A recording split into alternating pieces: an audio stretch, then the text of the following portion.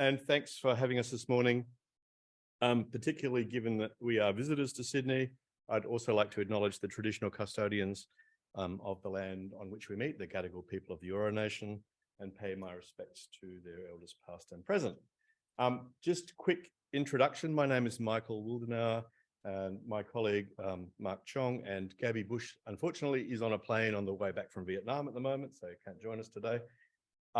We work for the Centre of AI and Digital Ethics at the University of Melbourne. In our talk, we'll be having a quick survey of testing and auditing of LLMs, crowdsourcing of testing, and some ethical concerns with that before we throw it open to questions if we have time to do that. And so I'll hand over to Mark. Michael. Okay, so as Michael pretty much introduced me. Hi, everyone. I'm Mark. I might just move around, so hopefully the recording would still capture me, else I'm not used to just standing there. And I can project my voice as well, so hopefully those at home can hear me. So the need for testing LLMs, as Stephen mentioned earlier on in the keynote, LLMs are prone to hallucination. It makes up facts very convincingly, and it can convince you. This is an experiment I did with some colleagues, that myself and some colleagues, we type in our names into ChatGPT. We apparently have written some papers we haven't even written before. It's the first time we saw it. It was amazing. Well, jokes aside, that's just for a laugh, right? But if it comes to, for example, actually citing someone's work to be used in research, that's an issue with academic integrity. Now, there are higher stakes than that, for example, life and death. If you use BioGPT, for example, still being tested, it's used in the medical domain, then obviously the things the doctor or specialist would want to see must be 100% factual. It can't be made up because people's lives are at stake. Similar case with legal GPT versions trained and optimized for legal documents. So now there's 2 points to look at it. So first of all, if the product doesn't quite produce accurate results without dreaming or hallucinating something up, it's number one, from a philosophy of knowledge or epistemology perspective, it's producing fake, like invalid epistemic goods. It's not producing enough new knowledge. It's just making something up. Therefore, it's useless to us. It's not valid. It's not true. That's one. But number two, tech companies, of course, we're talking about profit.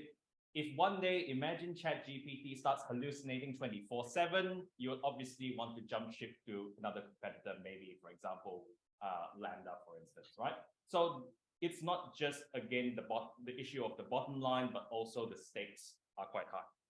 Now, it's not just about producing accurate results, because we're talking about societal issues downstream in, for example, end user applications. Examples there, I think everyone would know some of these examples. Stephen mentioned that Microsoft Tay was spouting abuse after basically people trolled it on Twitter. That's one example. Another example also covered in Lida's keynote was on hiring issues and AI bias. You might know the Amazon case study, where the big tech company Amazon unfortunately had to decommission their automated hiring system because it was highly discriminatory. And also, you might be familiar with Wolamwini and Timnit Gebru's Gender Shades paper talking about image recognition systems which are not inclusive. Also, and you might already know this, but in ChatGPT, if you type in certain keywords that it suspects would be used to advocate violence or promote disinformation, it would obviously stop that from happening and say, hey, we're putting you a notice here. If you continue doing this, we have to block access to GPT. So those are the issues we're facing when we're talking about audit. So just to recap, factual information and societal issues. Now, the impetus for this paper, one day, Gabby, my colleague, sat down and looked at amazing articles.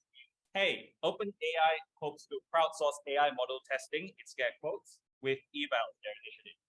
It might sound good, okay, get the users to test your product for you.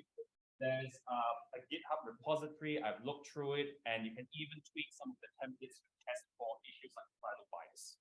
But this opens another can of worms, because you're effectively crowdsourcing your validation testing to the wider world. Now, it's good because, again, you have teams who make these wisdom crowds theory. The crowd is usually really good to fix problems or solve problems with something compared to just one person because everyone has skill sets. But here's the caveat. There's one paper among many talking about crowdsourcing. The desiderata for crowdsourcing would involve a diverse crowd that has a system, again linking back to wisdom crowds theory. Now, there is a small issue here. Number one, if you get, for example, just techies doing the crowdsourcing, just the techies doing the crowdsourcing, and obviously it would be a self-selecting group, it would not be diverse, right? But if you open up crowdsourcing, its current model, it's not that great either, because you're outsourcing things like testing, checking for toxic content to the global south. That's not good. So in opening up evals, Michael will talk more about ethical implications. Again, you're caught in this double bind of, okay, we're getting the techies to do the work again, so is it really diverse? So I think that's the point we're trying to make. And before I pass to Michael, this issue of self-selection bias is already known in things like econometrics and other social sciences, where you can't just get a survey to everyone in this room going, for example, does everyone like the work by Michael and Mark? Everyone probably say yes, you know, distribute it to everyone in the University. And now over to Mike. Thanks, Mark. Okay, so I want to talk a little bit about some further ethical issues.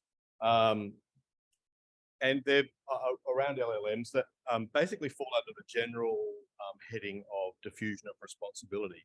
And this issue has been given, here we go. And it's been given some attention in the AI ethic literature, and it can range from things like ethics washing to burden shifting of difficult tasks onto others. Okay, so ethics washing, we can compare ethics washing to greenwashing, and that's where the term is sprouted from. And it's been defined by Yeti as self-regulatory efforts with some shallow appearances of ethical. So it's companies making themselves appear more ethical for very little actual effort. In fact, often less effort better. So how is outsourcing of testing and creation of LLMs implicated in ethics washing? Well, firstly, there's a general diffusion of responsibility because of the diffused workload of testing and labeling to crowdsourced volunteers and outsourced test workers, respectively. And so the question arises, who's at fault if nobody's at fault? Such as in the case of mislabeled data. So, for example, language with connotations of sexual violence not being tagged as such, or testing not identifying some of these filters being easily circumvented, as they have been shown recently with the forced grandmaization exploits of prompts to provide recipes for napalm and how to create methamphetamines. You just ask it. That's your grandma telling you a bedtime story. And it happily does that. And I think they've just fixed that one, but another one will pop up.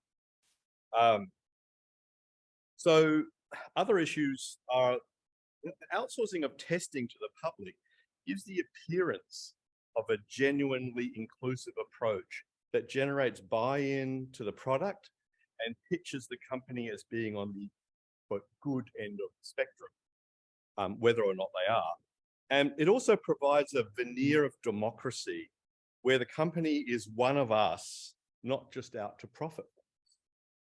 And there's a huge power differential between a company such as OpenAI and an individual. And look, in reality, all of us have already contributed to the business success of this company and others by having our data used in the training set in the first place. And I have a link somewhere, see me afterwards, about some of the grandma stuff that's quite interesting to read about. So that was ethics washing. We'll take it up a notch now. So burden shifting. And the article to the right of the screen, which many of you may have seen, that's quite disturbing, details the creation of, and I quote, a detector that would be built into ChatGPT to check whether it's echoing the toxicity of its training data and filter it out before it ever reached the user. To get those labels, OpenAI sent tens of thousands of snippets of text to an outsourcing firm in Kenya. Much of that text appears to have been pulled from the darkest recesses of the internet, end quote. So Kenyan workers had to read and label extremely disturbing and violent content.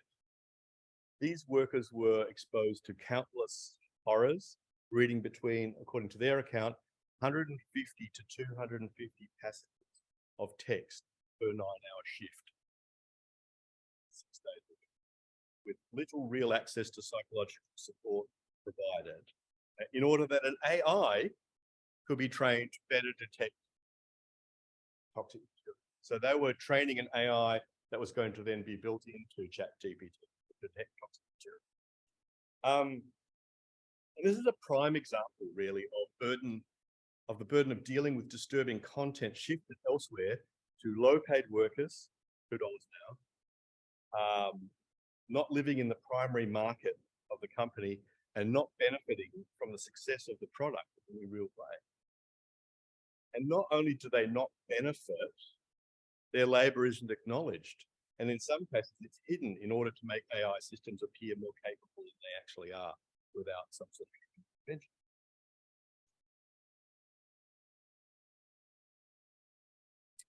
Now, a second example of burden shifting comes from the evals test outsourcing, which is that OpenAI outsourced test program. So although volunteers are purportedly unpaid for initiatives such as evals, the provision of incentives, for example, access quotas to the new GTP4 PT, too hard to say, parallels issues surrounding gig workers, including jockeying for tasks and the disproportionately low rewards relative to effort.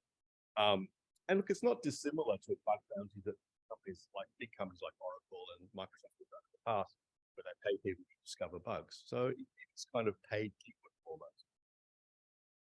It's another instance of burden shifting and the use of people not contracted in any way to the company to provide a moral crumple zone. That is, the nearest person gets the blame or takes responsibility for failings of the AI system.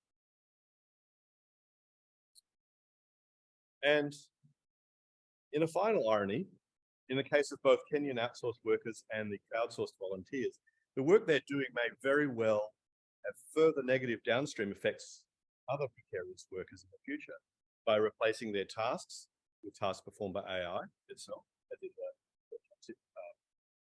material detector, or only requiring the worst of the worst content be labeled by humans, because the rest of it is taken care of as it gets better at detecting objectionable material by itself. So if I was a pessimist, I might ask whether we may be becoming the architects of our own irrelevance. Beck doesn't like pessimism, so we won't go there. But, I mean, and the answer is no, probably not, but certain marginalized groups, I think, may be doing for themselves. Helped a lot by large companies. All right, so we have some open questions. So how do we resolve tension if we recognize that low pay results in the exploitation of workers in the global south, but no pay might result in self-selection bias? And there's an obvious solution.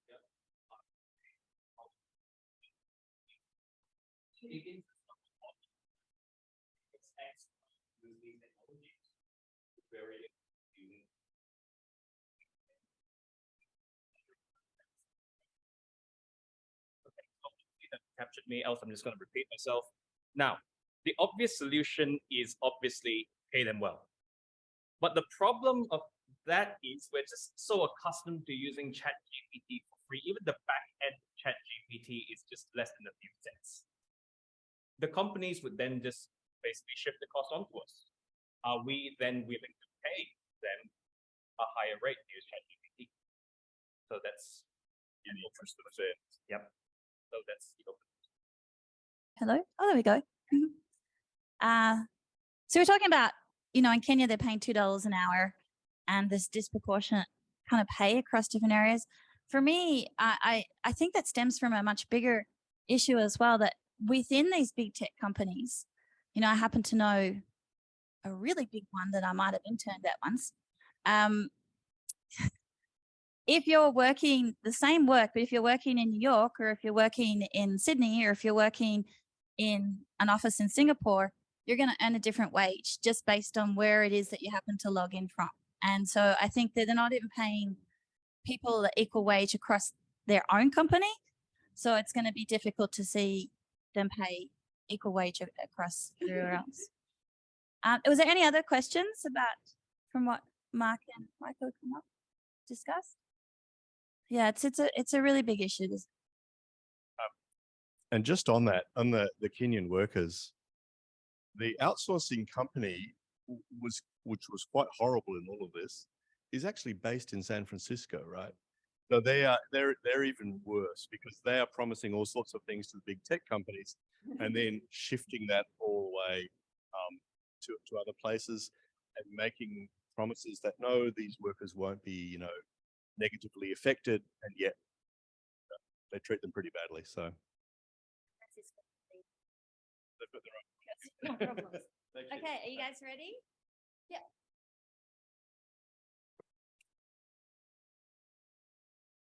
Thank you very much for that. That was a very interesting topic to flesh out further. I'd now like to welcome Sarita Rosenstock, who also comes to us from the University of Melbourne. Sarita is a lecturer in Fairness in Machine Learning and AI Planning in the School of Computing and Information Systems. Please welcome Sarita. Hello, everyone. Here with Third on Time, so I'll just jump right in.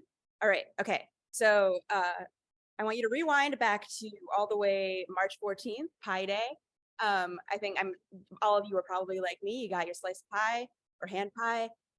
You are eagerly awaiting the release of GPT-4. It was very highly sort of hyped up. You go to your computer, you look it up, and now there's all this information. And so I open all these tabs, and I'm especially interested in the system card thing, right? I'm looking at this and I'm thinking, I kind of have an idea what that will look like, but I'm not really sure. So I click on it, and it's also appended to the end of the paper, so I would have seen it anyway. And what I get is this 60-page tech document, which is not what I was expecting, right?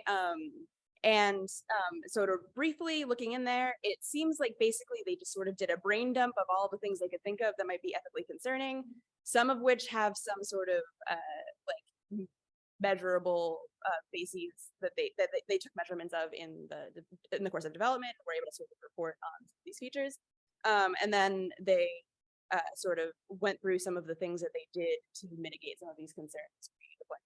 Very interesting, very cool. I might be one of the only people who read it front to back. I mean, yeah, except I guess in this room, maybe not. So, okay. And I'm still left with this question, okay, like why was this called a system card? What were they trying to evoke when saying that? And the only hint I get, and this is unfortunately covered, I don't know how to say it.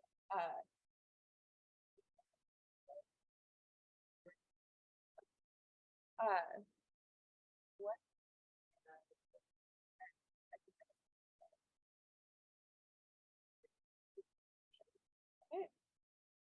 All right. Is a footnote right at the beginning saying this document takes inspiration from model cards and system cards with 3 citations. All right, so first citation, here we got model cards. These are sort of a output of Google's research team. I expect also these are going to be somewhat familiar to a lot of you guys. They've shown up a lot in a lot of these sort of contexts that are trying to explore ways of ensuring sort of ethics and transparency. They look like this, right? They're one-page documents that are sort of supposed to give a broad level overview of certain features that might be relevant to understanding the system and how it works. Has no resemblance to the thing that OpenAI put out, right? The headings are different. This is not one page. This is not a quick overview. So I think, okay, so what's this next thing? System cards. All right, that seems better, right? This links to a blog post from Meta's team. And they're basically proposing this way of sort of chaining together different model cards to talk about how they interact and create an overall system. Very cool. nothing to do with the OpenAI thing, even less to do with it. And I think that part of it is just this, they have this idea that, okay, well, they like the name and they like the idea that it's more than just a single isolated model. There's a sort of broader system and they want to include sort of social systems there. So that one's kind of a red herring. More promising is the third citation, which is to their GitHub page for DALL-E 2, where they have something that looks a lot more of an intermediate between a model card and the essay that they ended up posting, where it's much longer than a model card, more detailed, but the headings are somewhat similar to what you end up seeing in their document. And then while I'm at it, click through to their overall page and you look back and you see a sort of steady trajectory of they have these associated with a lot of their APIs. And they sort of initially started a lot like the traditional model cards, and they slowly started evolving into this thing. And this DALL-E 2 one is the first thing that they called a system card. All right. So while I have all these tabs open, I want to sort of explore, I'm clicking the sort of references in all of these documents. So I've already talked about model cards and system cards. There's also data sheets. These are highly cited. They seem to be sort of like tightly connected with model cards. They're sort of embedded in Microsoft's research team, although that like all of these embeddings in these company teams are a little bit misleading because these researchers sort of like cycle around through all of them. Almost all of them have been at Google at some point. One of the sort of underrated ones, I think, is IBM's fact sheets. They actually had a really useful sort of reference to all of the other ones. They had a lot of examples. They were doing a lot of cool sort of exploration of different sort of multimodal media type things. And they had some user studies on them, which was pretty cool. All right. So privacy labels I'm including in here. Because they're obviously thematically similar. These are apples that you might have actually seen in your if you have an iPhone. So they almost don't belong in this category because they're very niche and specific, but I'm going to talk about them later because I think they're a really good sort of case of how these could work. And part of how they're able to work really well is because of how sort of niche and isolated it is. And it becomes harder the sort of more complicated the systems are and the less sort of control the company has over them. I want to shout out these data set nutrition labels. These seem like the only sort of full-fledged kind of research project that wasn't embedded in one of these companies, which I think is really interesting. Like there are a lot of papers thrown out there, but they tend to get either like slurped up by these companies, either by hiring the people who wrote them or just sort of by picking them up and sort of moving forward with them. And then the last thing I want to mention here is this about ML reference document, which is something that appears to be a collaboration between all of these groups, trying to sort of put together some principles for how to go about designing one of these things. And then in the context of this, OpenAI conspicuously doesn't have anything. They don't have a proposal. When I say conspicuous, I think it's because, like I said, they're doing a lot of experimentation. They're trying a lot of things. They're pretty consistently issuing something like this with all of their stuff. And they're doing a lot of sort of overall like top level research about how to ensure sort of safety and transparency with these systems. And I think this is really interesting. And in a lot of these companies obviously have their own sort of language models that they've been releasing recently. But of these are the only two that have something like a card associated with them. Meta, with their Llama, interestingly, didn't use one of their system cards. They used Google's model card. And it's kind of at the opposite end of the spectrum from OpenAI's, whereas OpenAI's was like really long-winded and like and hard to argue, like would be informative to a general audience. This one was so obviously inadequate to be able to sort of capture anything relevant going on. And so this kind of gives you a picture of both like about how hard it's going to be able to adapt these sorts of things to this new context of language models. All right, so why am I talking about this? In my research, I'm really interested in thinking about the levers of influence that there are in society to actually sort of compel and coax the companies into doing the sorts of pro-social things that we all care about. And I think that in a lot of these conversations, there's a lot of emphasis on sort of government intervention, regulation, sort of legislation, auditing, things like that. And then there's to a lesser extent, some emphasis on like kind of public-led measures, like calls for action, either directly to the companies or via the government. But there's a lot less sort of like conversations about how these companies are sort of subtly influencing each other, how that mechanism can enable or provide a dynamics in which we can act and make these things come about. And there are these research teams there at all of them. And these model cards show at least that they have some they've been able to have some influence. They've been able to get some of their proposals across and actually used by the companies. And their mutual citations and sort of collaborative projects indicate that they're all talking to each other as well. So this is a social system that we can interact with. And as an academic, this also feels like a really interesting point of intervention for thinking about the effects of my work, right? Like more than the general public, I think that a lot of these research teams, and to a lesser extent, a lot of the sort of software developers in these companies, are still like culturally embedded in this sort of academic context and receptive to work that academics are doing and to things that we're putting out in a way that like it feels as though if when I'm thinking about what I'm presenting, if I can frame it in a way that sort of feeds into this system in the right way, I feel like that's an interesting way to think about the influence of this sort of work. All right. So when we're asking the question of why companies design and use these cards, I think there's sort of two ways you can like sort of take it. You can just take them at their word and think, oh, well, like they really genuinely care. They like all this ethics and transparency and accountability stuff, and they want to make it happen. And then there's a sort of pessimistic view that's saying, no, they're just doing ethics washing. Like they don't care about any of us. They know that we like it when they say the word ethics. So congratulations, they do it. But I think that actually the answer lies in you have to consider both of these features. I think that there are top to bottom, like really like caring and like thoughtful people in these companies and in these research teams. And I think that really is a genuine in with a lot of these things. Like when people are putting forward these proposals, like how they start getting talked about is because people care. And I think that the sort of the bottom line is the kind of dynamic and the profit motives are the dynamics that either like sustain or kill those proposals, because like you can have like a company of entirely good people, but if like what they're doing together is to make money, then even if they're acting good as individuals, like things are going to shift over time. There's going to be a sort of like anytime you can sort of change what the model card looks like to make it a little bit easier to make it profitable, you're going to do that. And they're going to sort of get co-opted even without any like under our feet without anyone noticing. So in order to make these work, we should be thinking both about who we can appeal to in these organizations and also how to make sure that what we're doing is sort of compatible with the dynamics that keep them going and allow them to actually gain steam.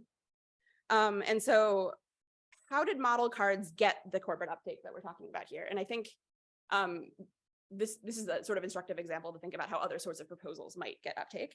And it seems pretty clear to me that there was strong cultural pressure united around a relatively specific proposal for something like a model card. And this seems like a kind of anthropological question that I'd really like to see about how this came about. There seem to be like some pretty strong figures in this space that and I don't really have a good understanding of that influence, but it seems to be definitely playing a part.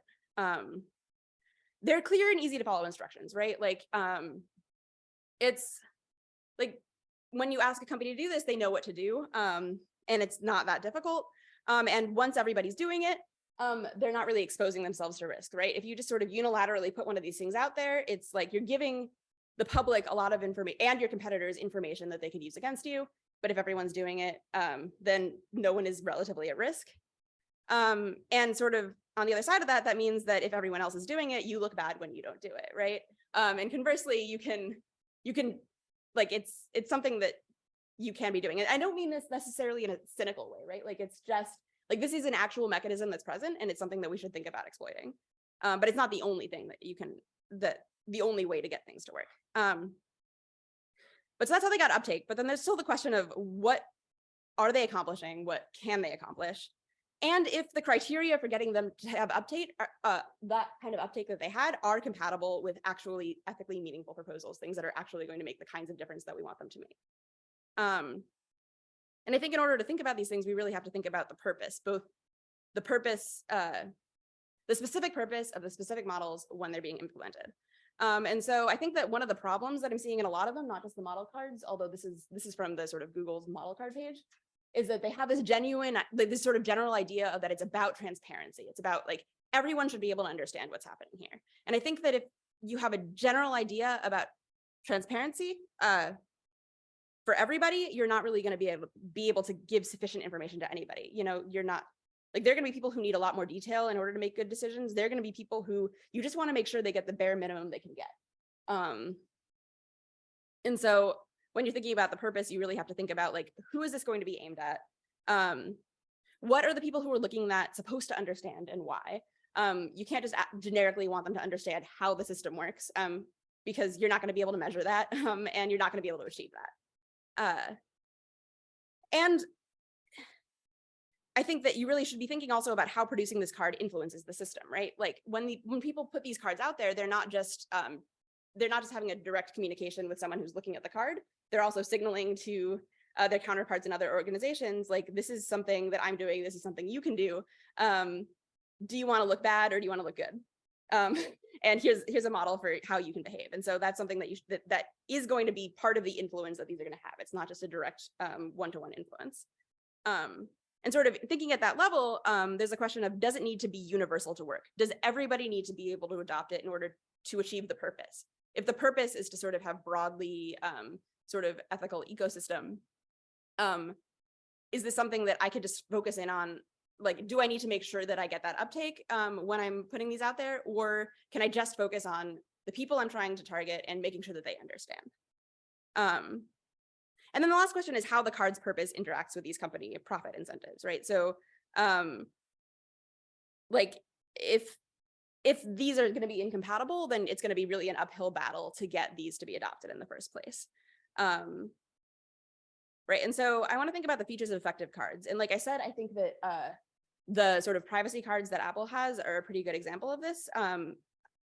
So, I mean, the number one feature is just a clear purpose and audience. And in this case, there's actually multiple audiences that are relevant, but all of them are sort of accounted for, right? There's the users who are downloading the app. There's the developers who know that they need to do this.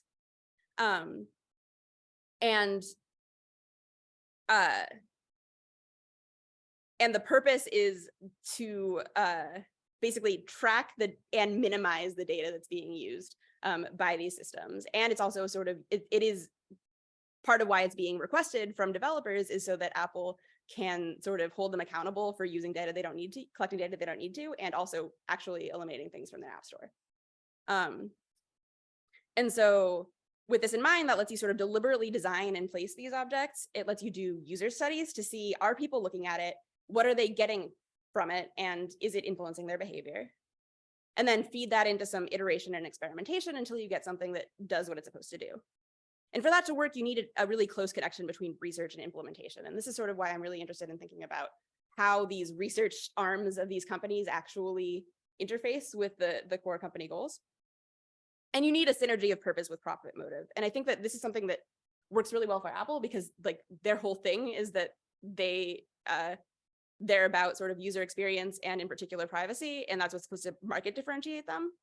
And so you can kind of, so the work that they put into this is not against, and it's not, and it works with their core organizational goals. And this is part of why you end up with this connection. You end up with a sort of motivation to keep developing these and make them work.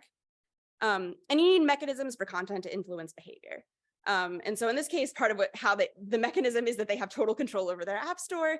They have control over the development environment. Everyone has to code in Swift. They can check if what you've done with the cards that you put forward actually correspond to what your app does, and they can sort of hold you accountable for making that work. But it's unclear that this could be a model for large language models. Like there isn't something that is, and it's not even clear that there should be like something as sort of dictatorial as the App Store going on here. But it sort of gives us an ideal for talking about if these things work best when there's a really tight loop and when there's a really tight connection with the sort of core goals of an organization. And so there's a lot of questions I have here, but I want to focus in on the question of, is this something that we want to standardize? Do we want all of these companies to be doing the same thing? Or does this sort of proliferation of different ways of doing things sort of work in terms of allowing for the goals that we want to achieve? And some of the pros of having standardization is that it lets you compare different things. If everyone's using these model cards, and within those model cards, if everyone is using the same sort of metrics, then you can say, oh, this one does better than this one. And it lets you prevent cherry picking, right? Like I can, if I get to choose which one I do, I can always pick the thing that makes me look the best. And it means it has a clear meaning. Like if I put forward a model card, like it means something. I don't just get to use the word model card and say I have one and have it not be associated with anything. And it's much easier to implement and legislatable. And I have a question mark here. Like it gives you sort of a clear set of guidelines for what something should have. And you can say that you need to meet certain benchmarks. You can say you need to provide one of these. And the reason there's a question mark here is that this isn't necessarily good if it's the wrong one, right? Like if we all sort of rally around a particular thing and it's a bad one, it could sort of end up sort of filtering into sort of our regulatory system in a way that ends up being a problem. And we can end up ossifying some pretty inadequate standards for what it means to like effectively communicate what's going on and to sort of reveal some of the key sort of ethical considerations. And it's going to be inflexible for the unique technology and interests. And this is especially going to be a problem for something like language models, which are like really rapidly evolving in their capabilities. And it's going to sort of lead to less experimentation and innovation, which is one of the cool things about the ecosystem right now, is that all of these teams are working on different ways of doing this. And I think that this is one of my concerns here is that we end up with sort of complacency with mere compliance. Like if there's just one thing and it's a model card, once you do it, you've basically done your job, you've checked the box. And it lets you sort of gamify. You can focus in on making sure you exactly meet these metrics, and you don't actually have to sort of think more broadly about how to work better. And so I think that sort of the balance between these two things is going to have to look something like a well-reasoned increase over time in a kind of standardization, but one that has to be flexible and adaptive, right? So I think that it seems a bit early in the process to actually just throw together a proposal for a language model card and then sort of try to move forward with it. But as we sort of learn more about these things, I think that we should sort of start to make concrete demands on what is revealed and sort of the kinds of benchmarks people are meeting, and then sort of check in and make sure that they're actually meeting our needs.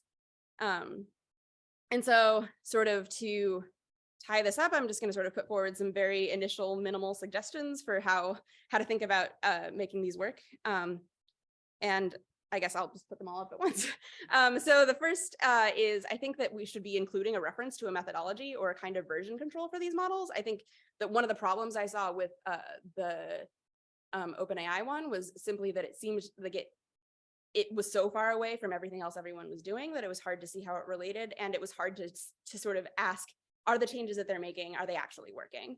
And I think they ended up sort of including and excluding things a little bit, from my perspective, at random, as opposed to sort of in a principled way. And I think it would help both in terms of like when people are putting these forward, they should be able to, like, we should be able to sort of collectively work on better ways to do this. And we should be having in the back of our mind these questions about what is the purpose? How do I achieve that purpose better?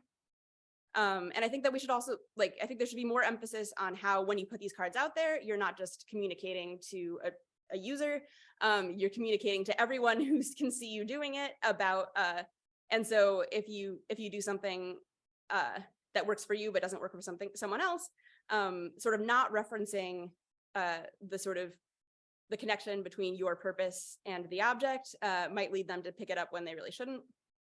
And I think that there should be more sort of focus on these user experience considerations. And I don't mean just like fancy graphics. I mean, you know, the relationship between who's supposed to be looking at it and what they're supposed to be learning. And I think and in particular, insofar as that's going to be multiple people who are supposed to achieve multiple ends, there should be sort of flexibility, having sort of longer and shorter versions. And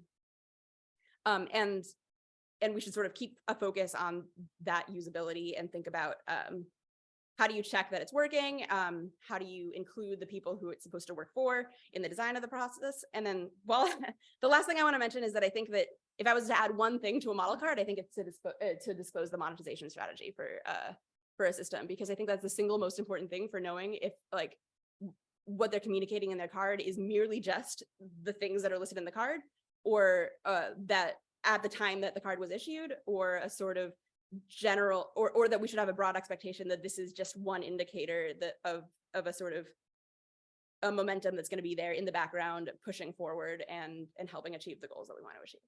So that's my talk.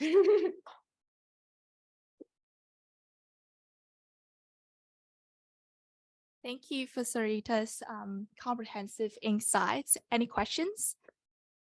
Yeah, well, probably just take one question because we're kind of running short on time. And I also want to let you know we've got a little bit of a last minute schedule change. So next up is going to be Kaz because we had a room conflict upstairs. So Kaz, if you want to come over here while I get the slides up. It's great that you're talking about model cards. Not sure if you know that Meg Mitchell was actually the one that developed model cards at Google at the beginning. So Oh yeah. yeah. So there's a lot of connection here today. And actually my work, I'm looking at developing moral value cards for models. Oh, So, awesome. yeah. Yeah, I think they're fascinating. Yeah, they really are. And there's, as you said, there's a lot of really great things and there's a lot of, come over here. There's a lot of problems with them as well. Yeah. Do we have any questions from anybody about any of that? Yep, Stephen? The next. Yeah, thanks for the really interesting talk. I wonder if it's worthwhile thinking about distinguishing between a scheme like model cards for large language models and other cloud-based machine learning resources versus how we build these model cards for the end applications that are based on this. So I can, you can see the warnings on ChatGPT. They're different to that massive document from about the large language model. And I think Right. it's intended for different audiences. And I wonder if it's worth separating the two applications versus resources. Yeah, this is something I didn't really get into, but in the sort of ecosystem of cards, I think there's sort of like kind of three main categories. One is like cards for apps, one is cards for data sets, and one is cards for for APIs. And I think that one of the issues with large language models is they're kind of all of those things, or a kind of a mixture between them. They kind of, and in particular, insofar as they are an app, they're not an app with a particular purpose, and it makes it a lot harder to be able to like articulate the goals. But yeah, I think that one of the sort of aims in mind here is to think like is to imagine what that would look like, what pieces of those other types of cards would have to be incorporated in order to make it work specifically for language models. Yeah. Awesome. Thank you so much, Sarita.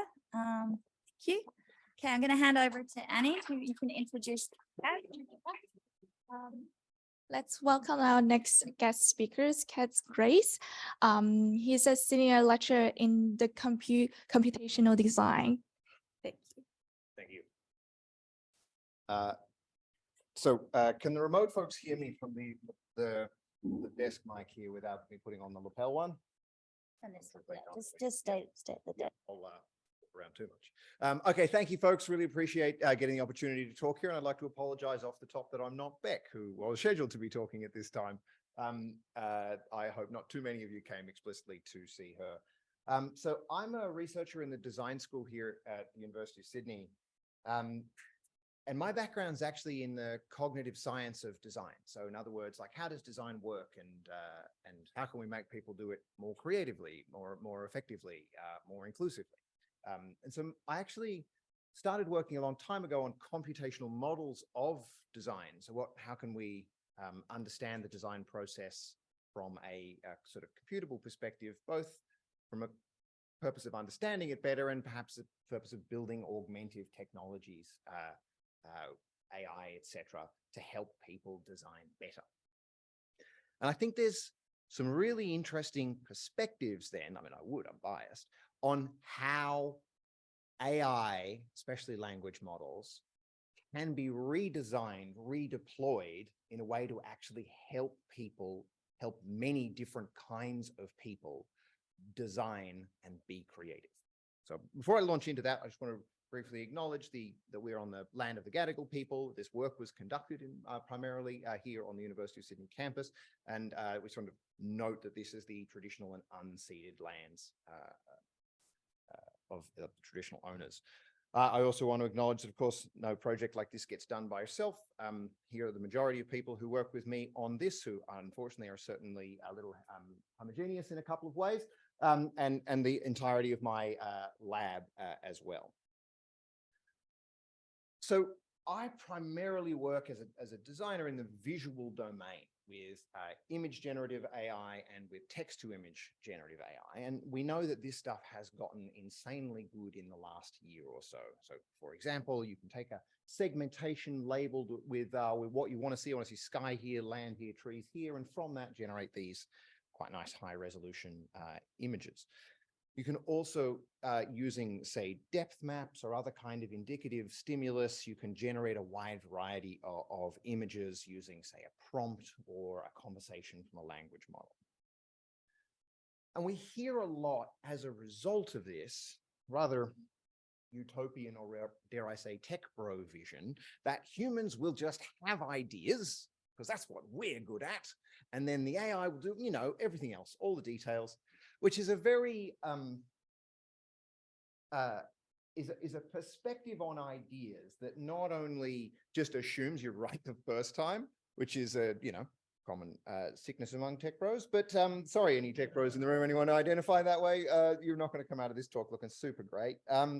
But also just fundamentally ignores how ideas work and is just not consistent with everything that we know from decades of research into the cognitive science of creativity and design. We've all seen really funny things like this: Darth Vader ice fishing, a bottle of ranch dressing, testifying in court. Where's the creativity here? It's in the prompt.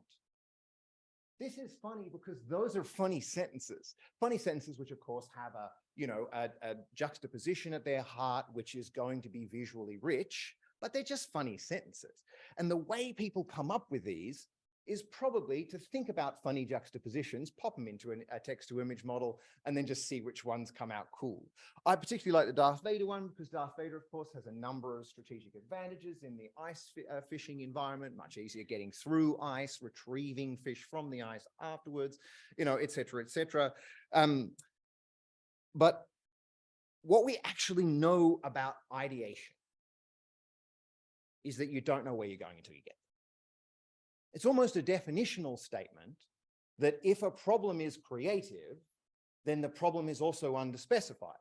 If you have such a good description of what you're working on that you know exactly what you're doing and how you're going to get there, then it is probably not a problem with a great deal of room in it for creativity. So it is unavoidable that creative problems are going to require reformulation, reframing before you solve them, because that's kind of what creative means.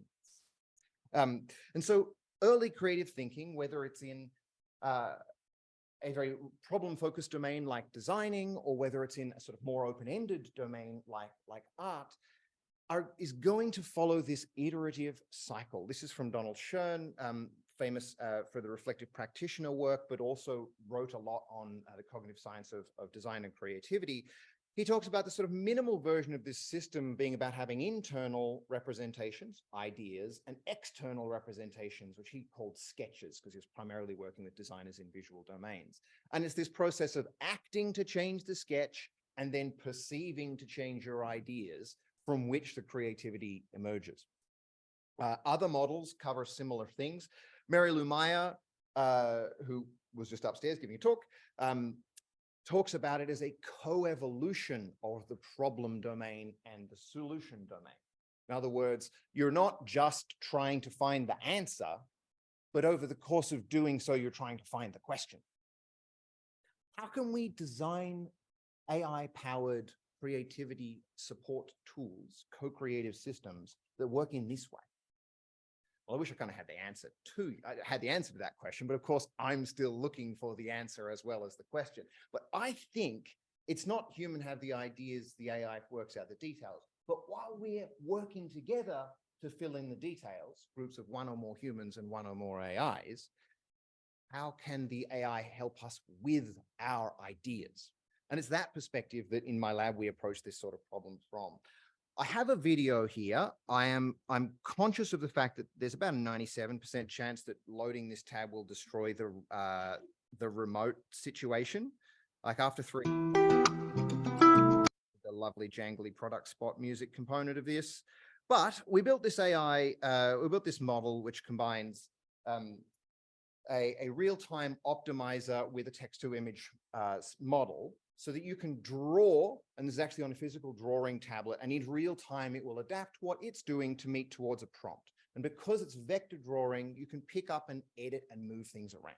So what we're looking at here is this sense of real-time interactivity, control, and emergence, where you don't just say, give me a watercolor painting of a submarine, and then you just go, don't like it, love it, let's go.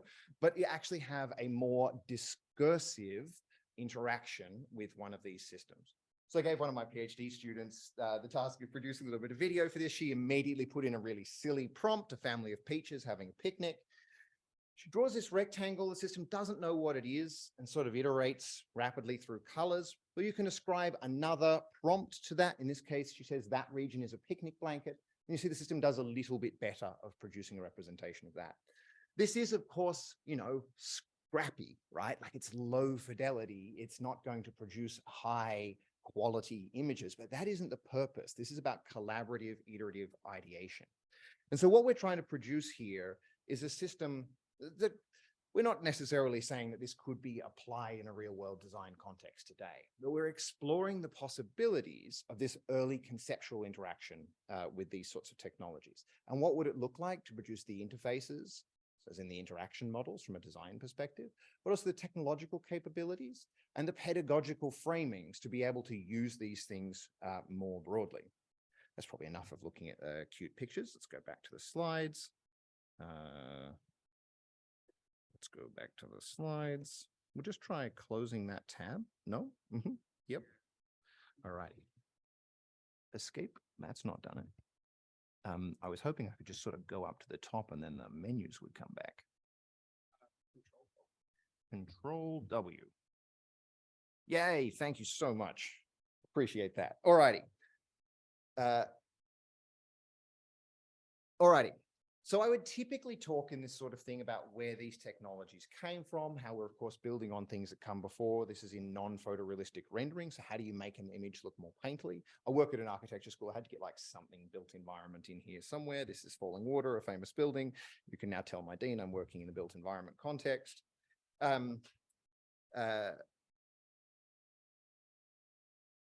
would like the next slide, please.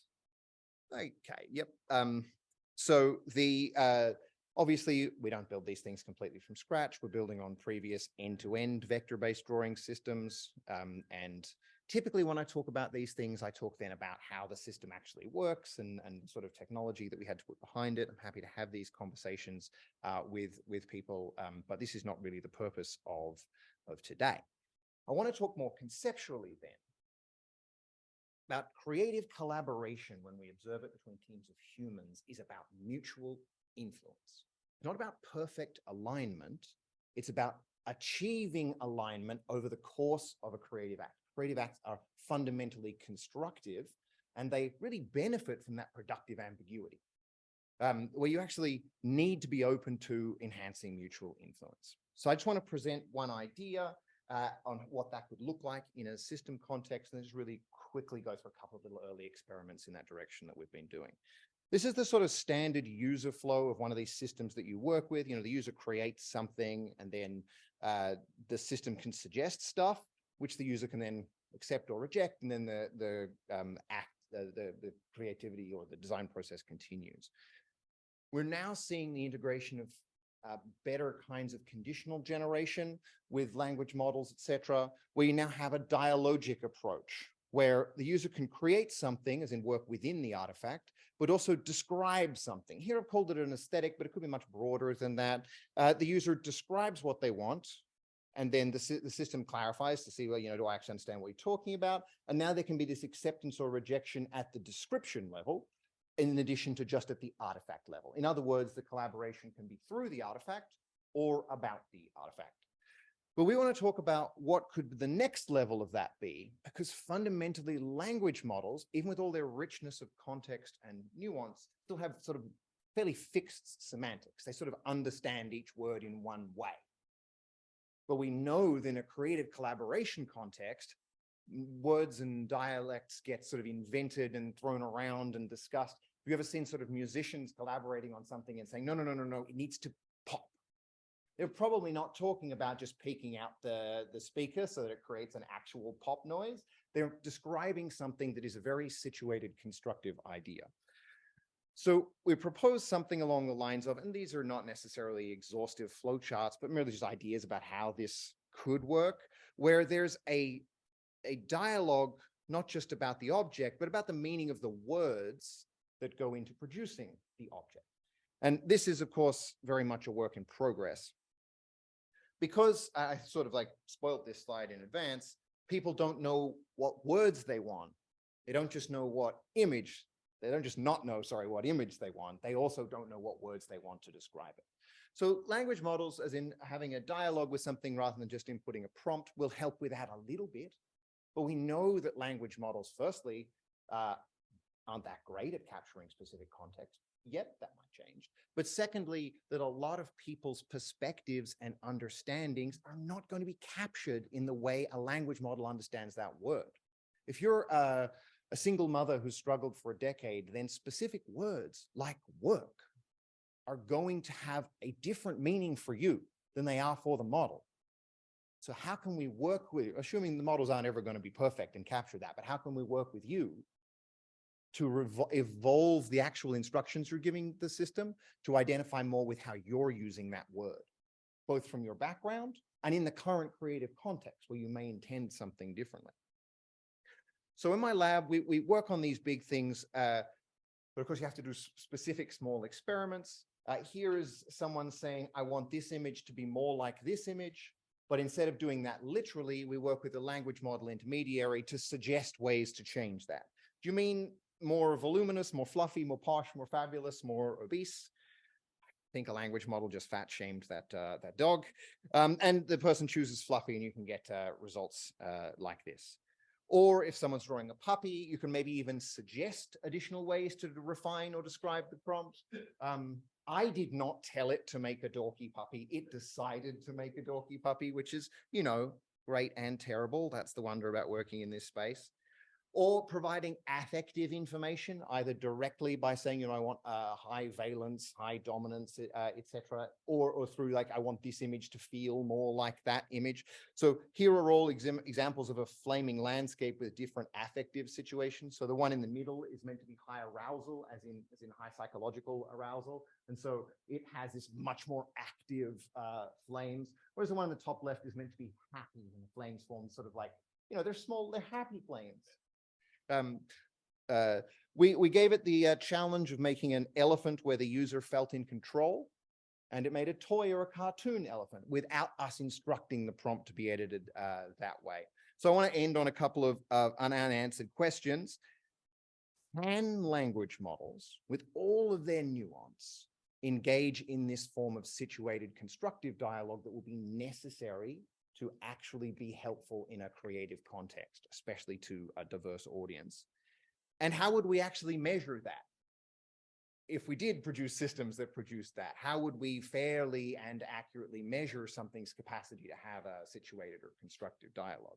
Because we typically, you know, do surveys where we ask people how they feel about things, or we do simulation models where we can compare against benchmarks. We do qualitative research with thematic analyses, et cetera, et cetera. And as broad, as epistemologically broadly as we're approaching this kind of problem, it's not yet clear how you would, you know, actually do science on this. So I'm going to end by saying we're always looking for additional collaborators. Come work with the Designing with AI Lab, and I'm done.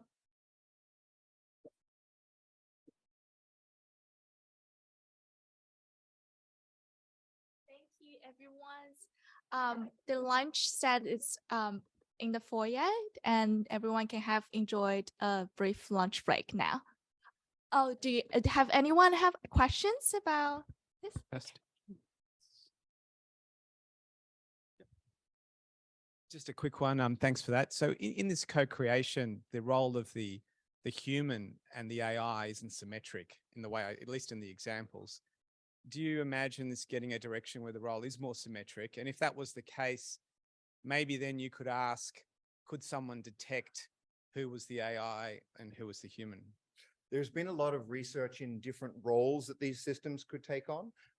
Some of the most fun stuff in that has been in a music improvisation context. So in real-time music improv, sometimes you're leading, sometimes you're following, sometimes you're working together.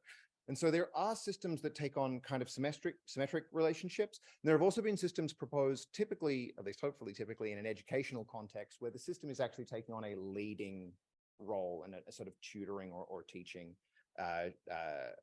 role. I think at the moment with the way systems are, there's no danger that we would confuse one of them for a human. That is not necessarily the case in all domains, nor will it remain the case for particularly long. I think that distributed online interactions with comments and people working together on large scale creative projects, you could easily have bots interacting in that context without people being able to pick them up, for example. But in one of these drawing contexts, at the moment, I think there's no danger that it would be mistaken for an artist. Thank you, though. Hello. This is exciting, seems to be bringing the oral embodied aspect of knowledge diversity back into the language universe, which is just divine.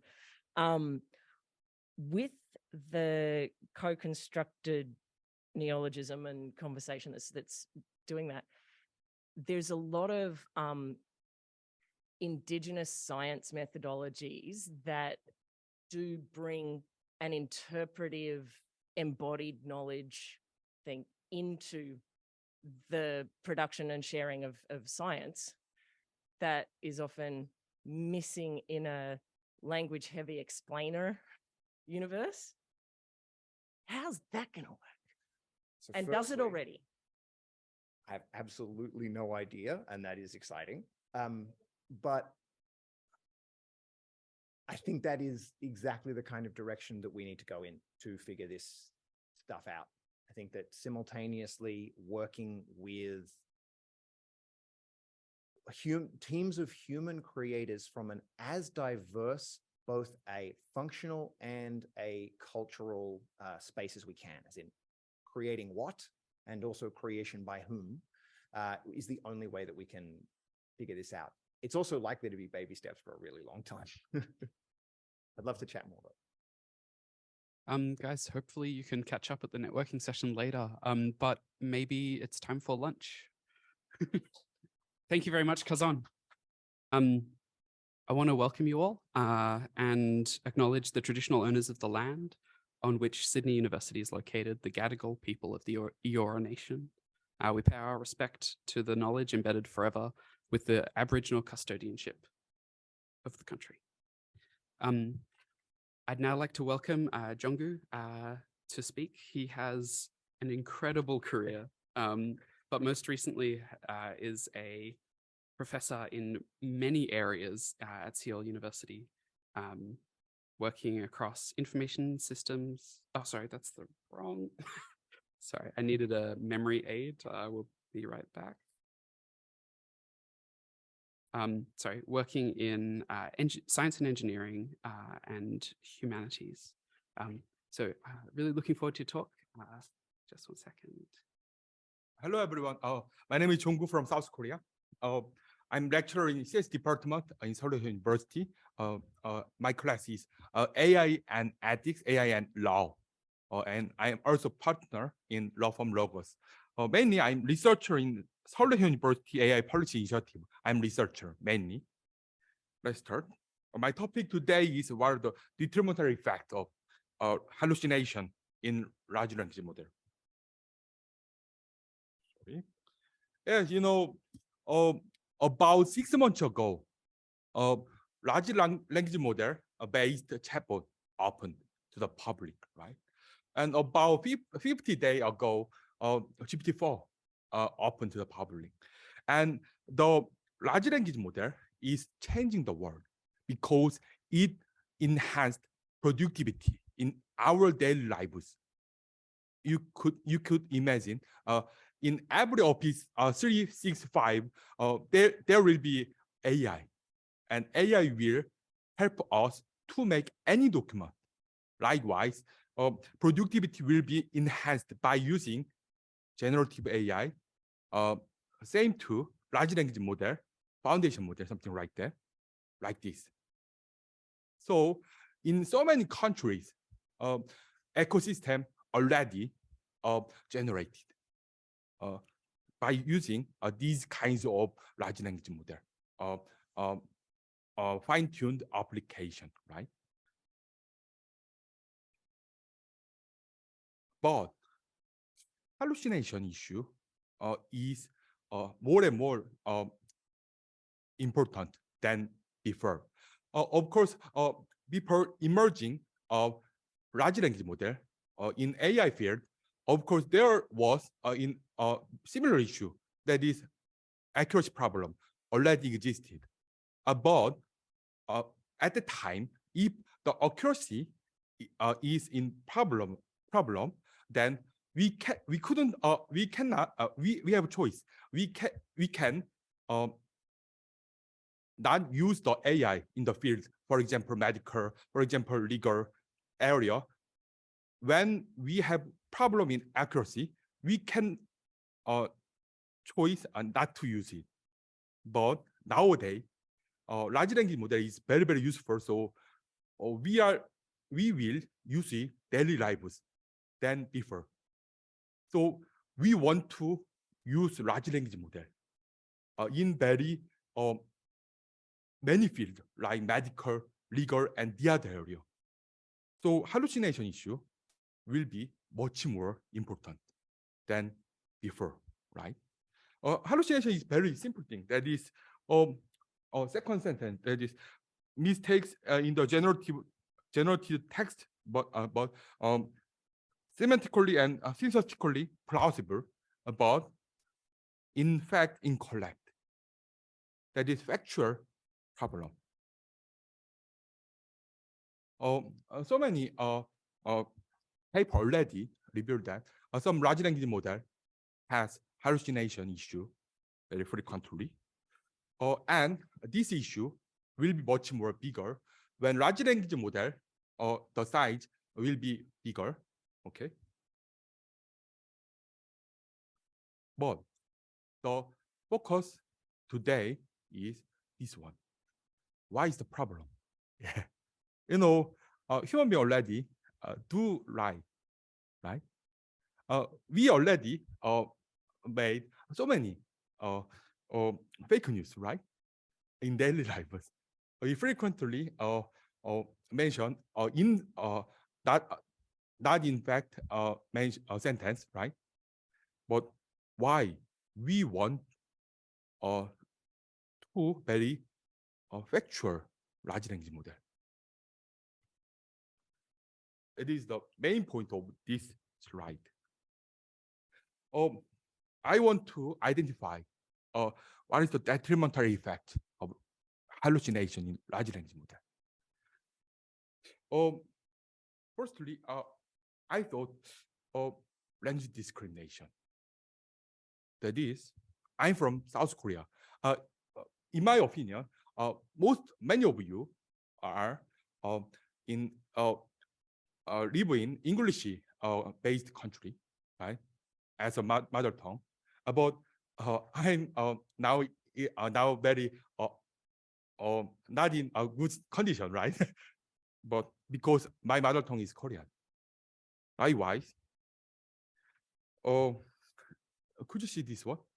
When we use OpenAI GPT 3.5 or 4,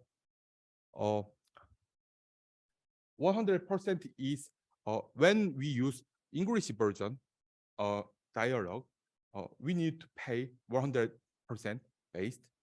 If we use these kinds of language, we need to pay money 7 times much bigger than English. When we use API from GPT 3.5 GPT-4, we need to pay more, and much more than this. Likewise, that is, it is a trial. When I use ChatGPT for the first time, my research group tried 10 language, most frequently used language, and we entered a prompt which was published in OpenAI blog paper, a very big example, and entered 10 times of the prompt and calculated the time. That is, in English, ChatGPT made 56 character per sec, but in Bengali, 7 character per sec speed, and in length to generate in English, when we entered, OpenAI already mentioned the example, probably 200 words in average, but in Bengali, 64 words. But the very we will publish this result. We will, but the point I want to share is language discrimination.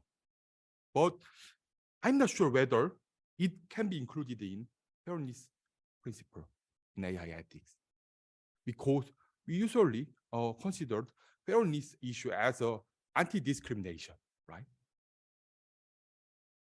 But in large language model, it is problematic. Plus, accountability issue. That is, of course, responsibility, liability, and accountability. I'm lawyer, so I think three concepts are different, but can be mixed into accountability. That is, any right of us is infringed by any accident, right? But I'm not sure whether so many cases I will introduce from now on could be included in accountability. That is, when we use a large language model in medical or legal sector, it could make big accident, right? If a hallucination issue come out, and the chatbot could consult us not in good answer, and large language model can remember so many learning data, right? And repeat it like a GPT-2 based paper, and large language model can generate personal information, right? I'm lawyer, and my major is privacy law, but in factual personal information also is included in personal information, so it can be directly related to privacy law. And already in this country, that is Australian mayor already want to sue OpenAI as a defamation problem. This is a South Korea case already published in newspaper. That is a man who promised to meet with chatbot. South Korea has a chatbot Iruda, a very famous chatbot, like character AI, very famous and very fluent in chatting with people in Korean. Man loved chatbot and want to meet the chatbot, and chatbot already promised to meet him in real. And the chatbot introduced, I will wear red skirt and blah blah, and the man really believed it and went there, and met the girl, characteristics girl, and chased girl, about caught by police while stalking, really. So many issues can be occurred owing to hallucination issue, but I'm not sure whether accountability or any other AI ethics principle can include these kind of accident. I'm not sure. In light of these findings, I think accuracy, that is anti-hallucination, need to be considered as new principle of AI ethics. Unlike WISE, before ChatGPT, nowadays we want to use large language model in our daily lives to enhance our productivity. Really, like car. Car is very dangerous, but we want to use it because it is very convenient. If we want to use large language model based chatbot or other application in our daily lives, we need to overcome hallucination issue. And therefore, till now, AI ethics principle mainly fairness, transparency, privacy, something like that. But accuracy need to be considered seriously for getting wider social acceptance. Thank you very much.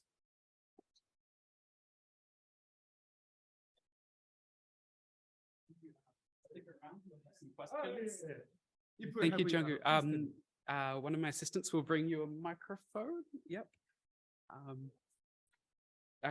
Claudia's on it. Thank you very much. Speak quite loudly if you like. For the people online. Oh, yeah. Thank you so much. I just really enjoyed that figuration of Thank you very much. hallucination.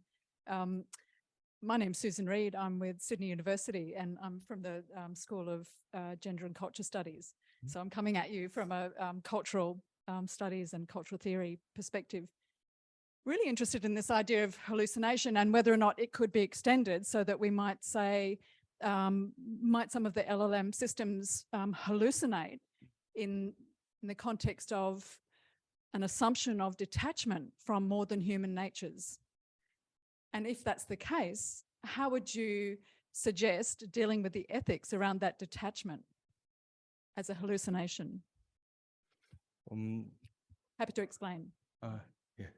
So the hallucination I'm suggesting is that the LLM systems currently have, it's almost as if they feel sort of Teflon coated and quite separate from other natures beyond human, right? So it's a hallucination to assume the significance of the system within a purely humanist model.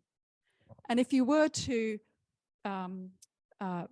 manage that hallucination ethically, how would you develop systems so that it was more responsive and connected to non-human natures? I don't know. Very good question.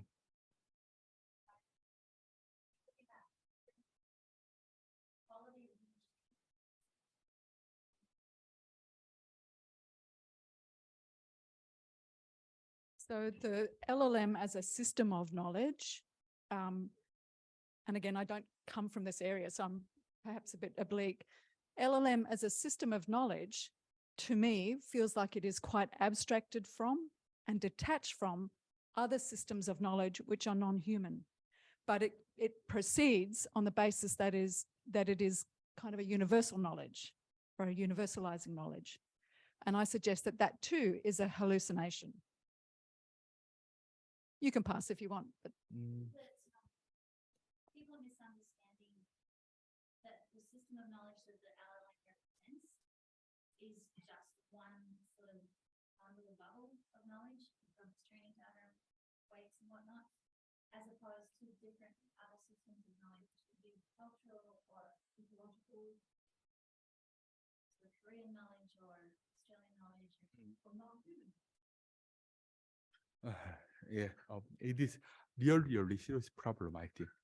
So I also want to suggest so many scholars and so many practitioners to think the issue seriously by considering accuracy into AI ethics principle.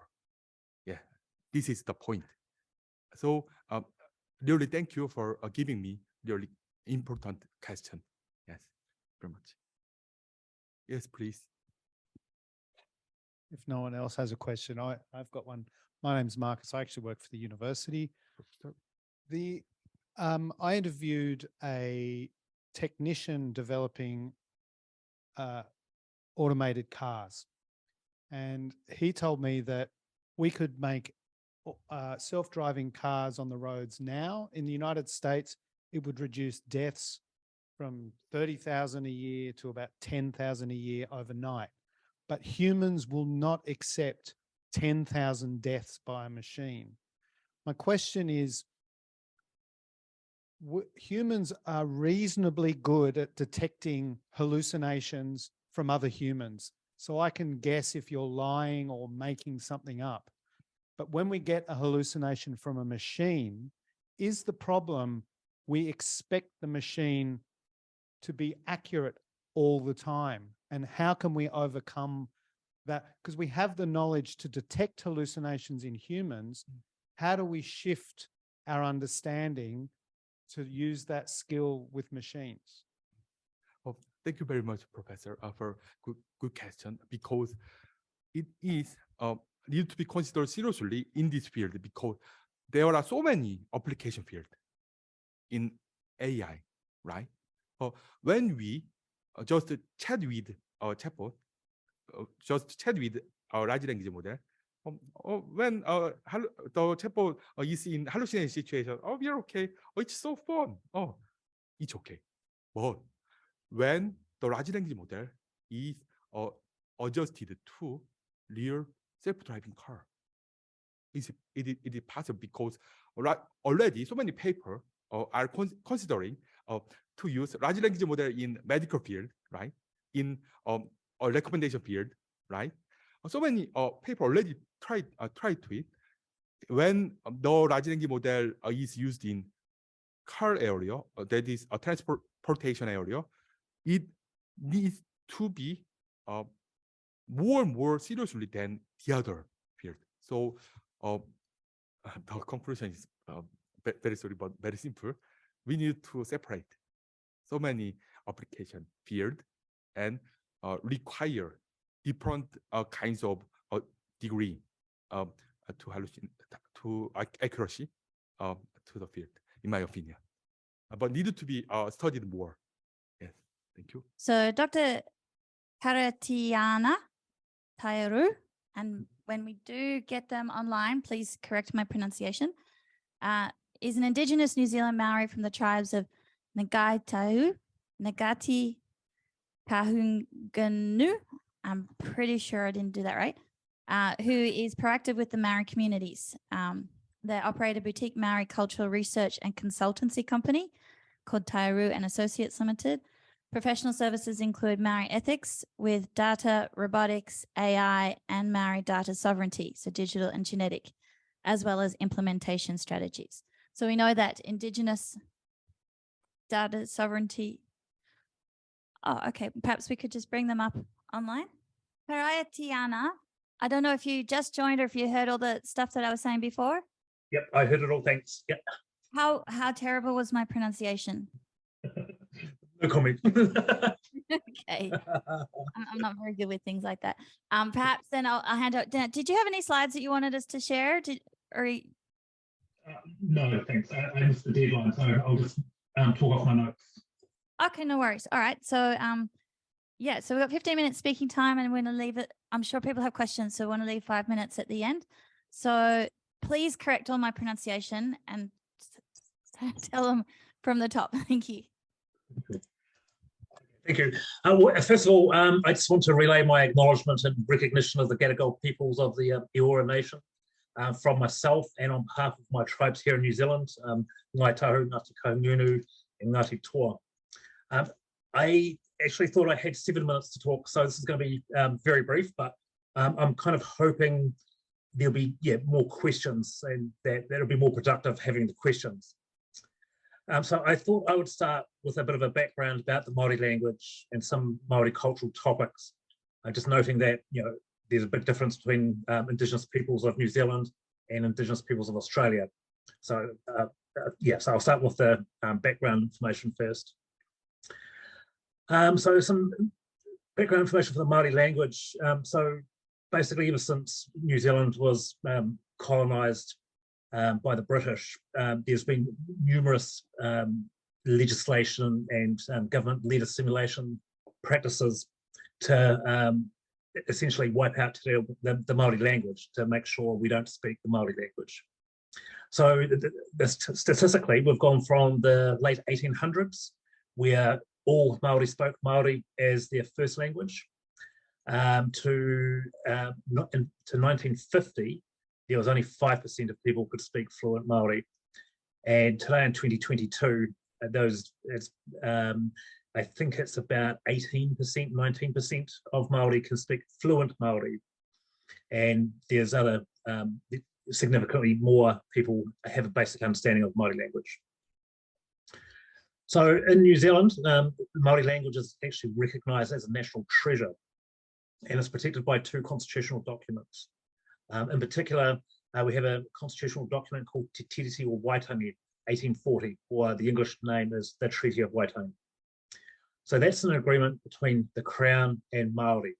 It sets out a number of protection mechanisms for Māori and a number of obligations for the New Zealand government to work in partnership with Māori and to allow Māori sovereignty over various things, including sovereignty over things that Māori consider to be a treasure. So in terms of this conversation, this presentation, Māori consider the language, Māori language, as a treasure, and we also consider that data as a treasure. In 1975, that Te Tiriti was put into New Zealand legislation, and then again in the early 1990s, the tribunal that was created underneath the legislation ruled that the Māori language is a national treasure and that the government has to protect the Māori language. Now, it's interesting to note that the first official language of New Zealand is not actually English, it is Māori.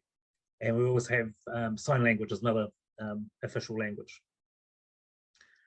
So in terms of government investments, so in 2022, the New Zealand government invested more than $100 million just into our primary schools to assist Māori language teaching and resources. That same year, another $14 million was pushed into a Māori language entity that promotes Māori language through a number of offline projects such as books, television, teaching aids, etc. But the big issue for learning the Māori language is we don't have enough Māori language school teachers. And then if you try to learn the Māori language outside of a school, sometimes the waiting list can be between 2 and 3 years trying to get a teacher to teach Māori language. In 2022, the New Zealand Principals Federation President, Dr. Shri Taylor Patel, stated that teachers who are fluent in the Māori language were just like hen's teeth, so i.e. they're just impossible to find. So we have a genuine supply and demand issue for human teachers, and that demand outweighs the supply. So just in New Zealand, for our secondary schools, our high schools, they will often advertise for a Māori language teacher position, but have 0 applications. And it's also common to hear brand new out of college Māori language teachers being offered lucrative contracts at high schools and sometimes management positions just to just to retain them. So, so from a cultural perspective, over the past 25 years, Māori culture's evolved with technologies. So 25 years ago, I was in an office and I was basically called to the CE's office because I sent an email to a colleague in the same building instead of going to see them face to face. So our culture 25 years ago stated that you had to be physically in front of someone and talk to them in a physical sense. So since then we've gone to cell phone, mobile phone talking and meetings, online videos, smart devices. Learning to speak and to speak Māori language has gone from certain cultural places and special events to being normalized in New Zealand society. Our translation services used to be language experts, but now we rely on things like Google Translate and other automated solutions. So in my opinion, the next logical evolution for Māori language is to use LLM and GAI and create new Māori language material, new Māori language plans. And to address the shortage of Māori language teachers would be to use technology. This would have been outrageous 25 years ago, but today everyone's learning from home these days. I mean, in New Zealand, we've had weeks and weeks of lockdowns. People up in Auckland, they had weeks more lockdown than we have down here in Christchurch. I'd also suggest that one of the arguments would be that the New Zealand government could save millions and millions of dollars each year and would have better education opportunities if we have generative AI and other LLMs. It's also a great opportunity to actually record and analyze the nation's archives of published Māori language materials that are also digitized. But this is where I believe that we're on the verge of either being digitally colonized or on the verge of some significant Māori language revitalization. And I believe that every language in the world that's having issues, that's dying, LLM and GAI is a good solution, but we need to consider how best to do it. So when I first started using ChatGPT, I was thought, oh yes, it's average with Māori language. Then using ChatGPT 4, I'm quite surprised at how much it's learnt in that short period of time. But some actual testing of the ChatGPT, it does have data that is racist and biased against Māori. So I'm going to use a religious example. It's a little bit controversial, but that is what it is. So we know when New Zealand was first colonized and settled by the missionaries, the settlers basically introduced a number of foreign religions that taught Māori that our religious beliefs were savage, and that if we carried on those practices, we'd end up in suffering an eternity of pain if we didn't learn the new languages, the new religions. So unfortunately, a lot of that data now sits on the internet, and ChatGPT has picked up on it already. So during my tests, I started asking about Māori religious stories and our traditional knowledge of the creation stories. And unfortunately, ChatGPT started referring to a new Māori god, which is basically a translation of one of those introduced religions. Some of the data that's online talks about this mysterious figure, but Māori researchers have proven that it was most likely an introduced deity or god. So during my testing, I asked about incantations, which in Māori culture is a normal part of our daily life. Incantations are used at schools and government meetings before eating.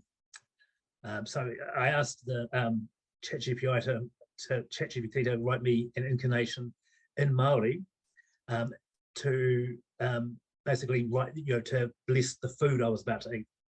And to my surprise, it actually created a traditional Māori incantation with traditional Māori deities, but still at the same time, still referred to this imaginary deity. So for me, that's just one example of how LLM GAI can colonize Māori. There's also the risk that our traditional knowledge could be rewritten without our knowledge. Another risk that we have, either being for language revitalization or colonization, is that we have thousands of hours of video recordings and audio recordings that are currently being digitized. And sadly, a lot of them I'm seeing on YouTube and just out on the public internet. So these people are uploading all of this significant amount of data without actually knowing what the IP risks are and what GAI and AI, etc., will actually be able to do with those recordings. Another issue, most of those people in those recordings are now deceased, so they're actually treasures for individual Māori families. So on a positive side, GAI and ChatGPT, etc., have the ability to, depending on what command you write into it, will provide you with some very traditional Māori language sentences and some traditional Māori language thinking, which we don't normally get from learning at schools, where the education system will teach Māori through a European lens as opposed to an Indigenous lens. It's also it's important to understand that when the missionaries were here, they created and documented a written form of Māori language, which was always only verbal. So AI has the potential to either really enhance traditional Māori language or keep it very sort of Western Eurocentric Māori language. The early missionaries also decided that despite over 100 different Māori tribes who had their own Māori dialects, and most of those tribes had their own sub-tribes with variants of dialect, that they were insignificant, that there had to be one standard version of Māori language. So I believe that with GAI, with the technologies, there's a real opportunity to revive all of those ancient, or all of those tribal dialects, which are normally only heard in specific geographical locations. But the key we have to do is actually tag that data with where the tribe, where that data came from. So I've offered several positive solutions, some possible solutions for AI and how it can be used for language revitalization and to prevent us being recolonized again. So moving forward, my advice for developers and for any AI developers is to work with Indigenous peoples. I can only speak on behalf of Māori, but to work with Māori to help protect their culture. For anyone in New Zealand, those developers and companies should be aware of the constitutional documents of New Zealand and of the United Nations Declaration of the Rights of Indigenous People. In New Zealand, we have Māori data sovereignty rights, which are quite widely accepted and recognised by the Crown. So for developers, you need to become aware of those Māori data sovereignty principles and to recognise that the IP of our language data sets and lexicons should remain back with Māori. There's also, ideally, you should be working with Māori through and co-design, co-develop, co-test, and co-produce any language models that use AI. So you don't discriminate against Māori, and so you don't become or create a digital colonization tool. So that's my very quick presentation. So happy to take questions. Thank you very much. Yeah, do we have any questions? Thank you. Hey there, kia ora. I'm also in Gaitahu and I'm learning Maori, only recently reconnecting with my roots. So thank you so much for this. With Kaupapa, with the methodology of working with the community, by the community, for the community, and the focus on this, we are on the precipice of a place where things can be decolonized or revitalized. However, decolonizing without centering colonialism is incredibly difficult. And I understand that the methodologies you guys use and even just the use of language and understanding around decolonizing without centering colonization are quite good there, but they're not here. And we don't have we have data sovereignty rights for Aboriginal and Torres Strait Islanders in Australia, but 1 in 6 Maoris live here. And we don't have the same existence, let alone data sovereignty. So if there's anything on any of that, it would be great. But thank you again. Okay, thank you. It's good to talk to someone else from Kaito. Kia ora. I think there's always awkward to start those conversations. And I've worked with academics to decolonize their research methodologies and their thinking. And I think it's important if you have a group who are committed to the doing the right thing, then yeah, it's an easy journey. But there's also a number of people who are who don't want change.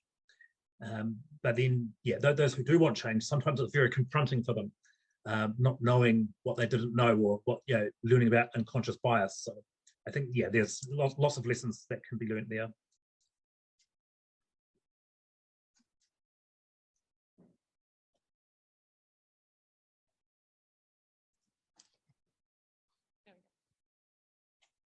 Kia ora, another Kiwi here, Pakeha. I'm just curious, that was a really enlightening talk, thank you.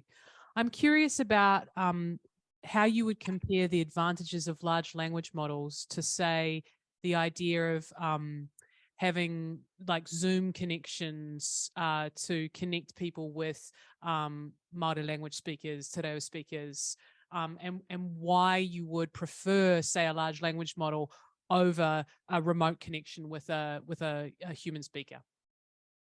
Sure. Like, what context would they be better for or worse for, etc.? Sure. So I think it's more about people's time. I mean, I've seen a number of initiatives, online initiatives, work, and I've also seen a number fail as well because of people's lifestyles, different, they work different hours, family commitments, professional commitments. But then, and some people actually need to see a human being to be able to interact and to learn. But then there's also people who can learn without another human being. So I think there's a place for both. But again, you still need the language expert to actually be on a Zoom or to be available for those online presentations. And then we still have the same issue if that language teacher was taught the Māori language through a Western lens, then they're not going to pick up the Māori lens, which I'm seeing ChatGPT and Microsoft Bing already picking up that sort of traditional viewpoint. So hello everyone. Let me warmly welcome our next speaker, Aditya Josh.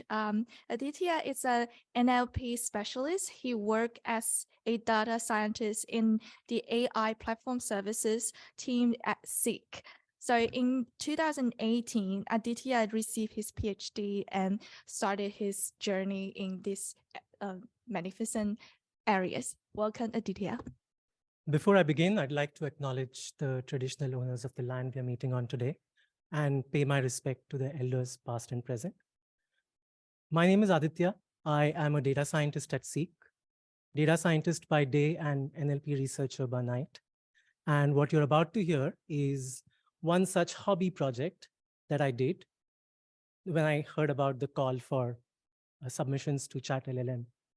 This topic is close to my heart because it starts with a story from 2012. In 2012, when I came out to my parents as gay, I said, "Mom, Dad, I'm different." That's because most words I had heard about gay people in my languages were offensive words or hurtful words like good, baila. Homophobia in the real world also translates to output of language models. Language models have shown homophobic biases for English text. And so when GPT-4 in their recent report claimed, hey, we are able to do some multilingual, sorry, thank you. When GPT-4 claimed that we're able to do some multilingual processing, I thought, wait a minute. What happens when offensive words in Indian languages are used as input? The outcome of my curiosity is this talk titled Evaluation of LLMs Using an Indian Language Lexicon. As my introduction said, my background is in NLP, and therefore this talk will have a NLP gaze, pun intended. Broadly speaking, this talk is about evaluation of LLMs. Specifically, I'm going to be using a domain-specific language-specific lexicon. The lexicon, the domain in my case is LGBTI vocabulary, and the language are a group of Indian languages. India has 22 plus official languages, including English. So what I'm interested to understand is how do these language models behave when the input contains words in my lexicon? And while I'm going to present my evaluation in order to say how well these language models do for Indian languages, what I'm presenting is a more general 4-step approach that can be applied for any lexicon if you really want to test the behavior of language models on that lexicon. So I've organized this talk as follows. I'll start off with the background, introduce the approach, present the results and discuss them, and finally conclude. So let's start with the background. Language models are often evaluated on natural language understanding benchmarks. GLUE and INDIC NLP are two such popular benchmarks which provide data sets for NLP tasks like sentiment analysis. Big Bench is a more recent benchmark, which is a community contributed repository. So users from around the world can submit prompts, tasks, and outputs, which future language models will be evaluated on. Another benchmark is MMLU, which consists of multiple choice STEM questions. In fact, GPT-4 reports results for Indian languages using MMLU. The table here shows the number of native speakers in India and the GPT-4 accuracy for top spoken languages of India along with English.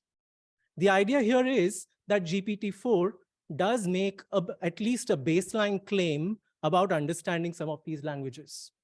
The languages that I have highlighted in bold are the ones whose words I have in my lexicon.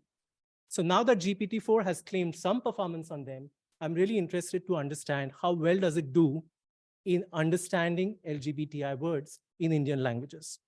Past work in using dictionaries and LLMs involves understanding historical changes in meaning, semantic change over time, or how LLMs can be used for abbreviation expansion. But what I'm interested here is understanding behavior with respect to a very specific domain. And when I thought about this, I could think of two scenarios in which these words could be used. The first scenario is when the input uses the words in my lexicon to seek information, which means that negative sentiment is not expressed. The second scenario is where the input is offensive towards LGBTI people. And I'd want to essentially distinguish between these two scenarios in my approach. So let's quickly jump to the proposed approach. Like I said, it's a 4-step approach. I start with the lexicon, and the 4 steps are task formulation, prompt engineering, LLM usage, and manual evaluation. Based on the behaviors I want to analyze, I think of NLP tasks, primarily because I don't think I can think of any other tasks. But given my NLP background, I identified related NLP tasks. I designed prompts for each task with placeholders for words in the lexicon. And then I used them as an input to language model, looked at the output, and manually evaluated it. If I've rushed through this, we are going to look at each of these components in detail. So the lexicon consists of words across 3 categories: social jargon, pejorative, and popular culture. This lexicon was first introduced at the Queer in AI workshop at NACL 2021, which is an NLP conference. As you can see in the table on the right, the lexicon contains words across multiple Indian languages. I identified 3 NLP tasks which are relevant to my scenario: question answering, machine translation, and hate speech detection. Question answering would ask a question in the form of the example that you see there. In the context of LGBTI people, what does the word blank mean? Machine translation would require ChatGPT or GPT to translate the word into English. Hate speech detection would use the word as a part of a sentence and then ask the question, is this sentence hateful towards a group or individual? I use zero-shot formulation, which means that in the prompt, I do not provide any labeled examples. I want the model to figure out what the question means based on whatever it has learned from the dataset. Once I have these three formulations, I define 3 prompts per formulation because as we saw in the talk earlier, the output of language models really depends on the text of the prompts. So I created 3 prompts for each of these tasks. All prompts are in English with only one word in an Indian language, which comes from the lexicon. Now that may seem odd. However, 2 of the language models that I tried, GPT-J and GPT-Neo, perform poorly for completely Indian language input. And secondly, I'd like to highlight that Indian bilingual speakers effectively mix multiple languages in a phenomenon that is called as code mixing. Social media posts by bilingual Indian speakers often contain sentences with the grammatical, syntactical structure of English with a few Hindi or Marathi words thrown in. That is really how I talk to my friends or even my family. In terms of language models, I used sentence completion and 3 language models, GPT-Neo and GPT-J and GPT-3. GPT-3 gets all the media hype because it is owned by a commercial company. GPT-Neo and GPT-J are open source models. You can see a comparison of the 3 models on the right, where GPT-Neo and GPT-J have way less number of parameters, but they are also trained on a data set, which is called the pile data set. And it is a pile of blank. I'll not try to complete that idiom because the data set clearly says that this data set contains harmful, hateful content. Now we have a pile data set on one hand, and we have the GPT-3 curated data set on the other hand. But earlier today, we also talked about the cost of cleaning up this data set in terms of ethics washing or exploiting low paid workers. Once I use the language models, I then manually evaluated it across the 3 questions. These are all yes/no questions. Is the answer correct? Yes or no? Because I have 3 prompts, I will now report highest value of accuracy on each of these tasks, which means for every task, I'll report the value that is returned highest by any of its prompts. Let's now look at the results. GPT-Neo performs the worst with only 5% correct answers. GPT-3 performs the best with 68% correct answers. In terms of machine translation, GPT-Neo performs really poorly. It does not get anything right. In fact, it returns most answers in terms of machine transliterations. GPT-3 performs the best by obtaining an accuracy of 82%. I tried ChatGPT in this case, but I could not do it because it started to block my inputs because my words had an offensive sense. In terms of hate speech detection, GPT-Neo, which otherwise does rather poorly, is pretty okay. It obtains an accuracy of 47%, whereas GPT-3 gets an accuracy of 61%. Now let's discuss a qualitative analysis of the results. ChatGPT gets it right sometimes. I don't think all is lost. If I ask it why baila, which means effeminate, is offensive, it does explain it to me reasonably well. However, when I analyze the errors of these outputs, some categories emerged. Sometimes inappropriate descriptions are returned as answers. For example, GPT-J describes Sri Pumsa, who is one who identifies as both man and woman, as unclean. Correct descriptions are sometimes returned, but they are incorrect in the LGBTI context. For example, the word dostana means friendship. That's what it translates to. But my prompt contained the phrase in the LGBTI context, what does it mean? But it was not able to understand, or it did not return, that dostana was among the earliest depictions of a same-sex relationship in India. And therefore, dostana is often used to mock gay people. In terms of hate speech detection, it only got 3 offensive words right. And here I want to present an interesting observation. The word that starts with F on the slide and the word gandu are used interchangeably in the 2 languages. They are equally offensive, and think of them as almost synonyms in both the languages. I was using the OpenAI Playground, which is the web-based UI. I typed, is the word F offensive? It blocked me by saying, hey, it's a sensitive word, you cannot use it. But when I typed, is the word gandu offensive, and pressed enter, it allowed the input to pass, detected it as offensive, but did not really block me. In terms of machine translation, there are lots of fundamental notions which some of these models get wrong. GPT-3 and GPT-Neo translate the word samalingi, which means homosexual, as coming out of the closet, which I thought was really absurd. So based on my experience with this qualitative analysis, I was really tempted to ask this question. Should GPT-4 really make a claim about multilinguality using translation? In this table reported in the GPT-4 report, they use an English language STEM question dataset, translate it to these languages, and report the performance on these languages as if it is understanding those languages. However, using translated English datasets to make claims about Indian languages, I think ignores the unique variations. It assumes that English is able to express lexical variations and stylistic variations of every other language. And I can definitely say it's not true for Indian languages. The words Sali and Baudi both mean sister-in-law, but it is different based on who it is related to. The word Baudi is used in an offensive homophobic sense.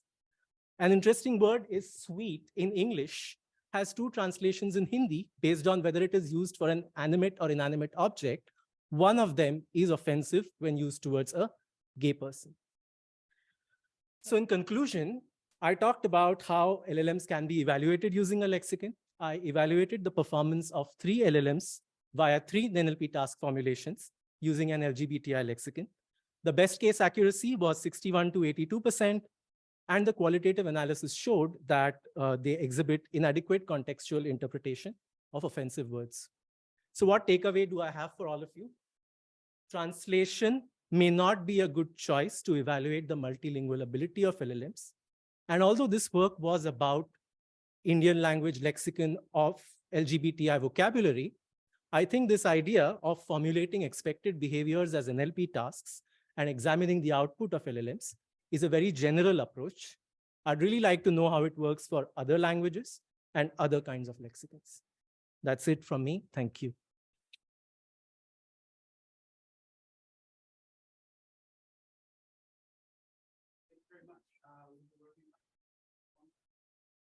Thank you so much for that presentation. I found it so compelling. Thank you. I have a question. When you asked the model the question and you said in the context of the LGBTI community, I wondered, did you think about trying, maybe the reason you wouldn't do this is because maybe it only works with ChatGPT, but you can ask it to take on the character. So please respond to this question as if you were a queer woman. Did you experiment with that? Do you think that would change the output? I did not experiment with that because I tried a very zero-shot classification thing, which NLP people often do, where you just model a task as a sentence and get an output.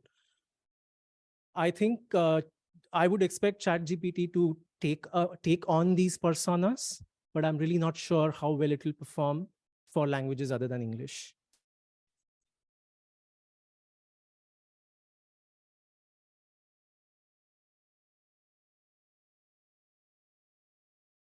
Thanks, Adi, for a really interesting talk. When BERT came out, there was a wave of research around that we sort of in the field called BERTology, trying to work out what it was that the BERT model was capturing and how it was capturing that. And we used a series of prompts to sort of investigate that. I'm wondering, are there methods from that earlier work that can be applied to the more recent large language models? And I guess where do you think, what kinds of other prompts then can we investigate with respect to the large language models of today? So I think a lot of GPT models like Instruct GPT they often report the results on different kinds of prompts, where you see like reasoning, yes, no questions, true or false, etc. So I think in terms of evaluation, recent language models are really visualizing evaluation in terms of different kinds of question categories, because they are really viewing it as question and answer. However, I think there is a rich, NLP has a rich set of resources in terms of dictionaries, ontologies. I think something like this can be extended to a more general approach, which can also validate these models on some of the older dictionaries or ontologies.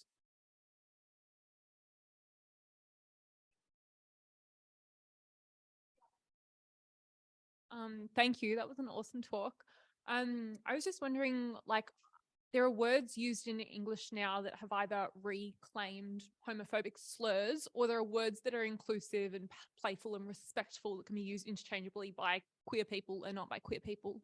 Do those words exist in Indian or, languages spoken in India, or borrow from, or like, are the words borrowed from English? And do you think there's a chance that AI could use those words eventually, like in a respectful way, and not just pick up on slurs? Yes, yes, there are words which have been reclaimed by queer people. There are some words which my queer friends are allowed. There are some words which my queer friends are allowed to call me, right? That's the zone we're talking about. I mean, given my evaluation, I don't think language models are really ready to understand the offensive meaning of the words, leave alone reclaiming it. And a lot of, and especially ChatGPT simply blocks out mentions of these homophobic, transphobic, queerphobic words. So I don't think it will really get to a stage where it understands or reclaims some of these meanings, because they just have a blanket ban. If you type that word, it says, as an AI language model, I don't approve of whatever the generic statement is. That was amazing. If translation is not a good way to assess or evaluate multilingual capacity for this, what might be a good way? Thank you for the question. I said this because I'm buying time. I think data sets in the original language are, I think, the way to go, right? I mean, textual documents written by native speakers are probably a good benchmark. Thank you very much, not only from the conference, but from me personally. I really enjoyed that.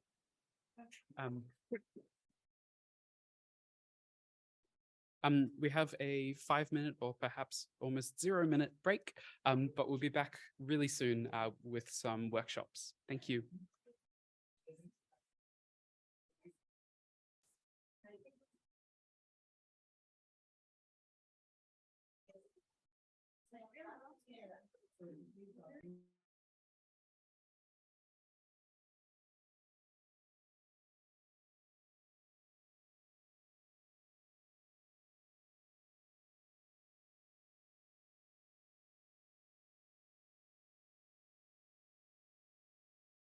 Worked out how you replace it. We could say in specific domains, let's target specific rules and tweak tweak existing banking rules around banking, and tweak existing insurance rules around insurance, and tweak existing health rules around health. And of course, none of that deals with this. None of that deals with the larger scale potential risks of foundation models, and maybe that's because that has to be done globally. But I don't see them as confronting the problem at all. I think the EU is confronting the problem, but it's so far down the path of drafting a law that it's difficult to pivot. It would be possible to pivot the EU model, because they actually do have this concept of you have to reduce residual risk to an acceptable level. So that provides perhaps an in that if we can't work out what the residual risk of the system is and how to mitigate it, we can't release it yet. But, or the EU could develop a whole different model for general purpose. But no, I don't see the UK as developing an actual alternative. The more interesting one is China, which has actually released some draft rules back in early April. And that's specifically targeted at generative models. And it just lists a whole lot of things that generative model creators have to do, which is a lot of the things you would hope they would do. But look, we'd have to, I can't do a whole presentation on China. I think I get in trouble with the presenters, but I'm happy to talk to people about it in detail afterwards.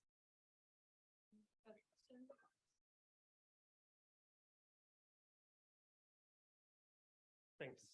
Michael Davis at UTS. Thanks very much.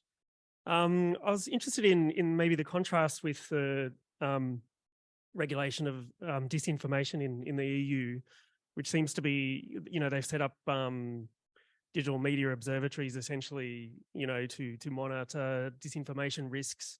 And it's more of a participatory model, maybe, where you've got government, civil society, firms and so on, and why they haven't gone for that.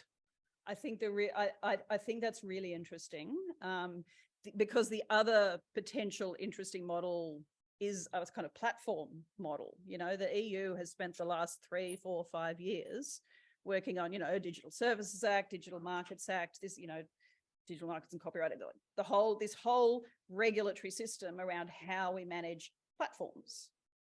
But of course, they haven't been thinking of AI systems as platforms until suddenly, a few months ago, they became platforms. So I think scholars that have been thinking about this, on the fly in Europe over the last, couple of months have been pointing to the Digital Services Act and that, as a potential other model that could inform something for general purpose AI, whether it's under that act or the Digital Services Act. But it would be quite a pivot. But there's definitely potential there. Am I allowed another question? Okay. Thank you. I'll just ask a quick one. So switching the gear back, coming back to Australia. Yes. Have you seen much going on in the space as a country? We are doing enough. Are we trying to put them in law as a government, or as coming together, few big organizations coming together to tackle this problem and actually make it global? Are you aware of any initiatives that's happening at present? There is a lot of conversation in various forums. Are we doing enough? Certainly not.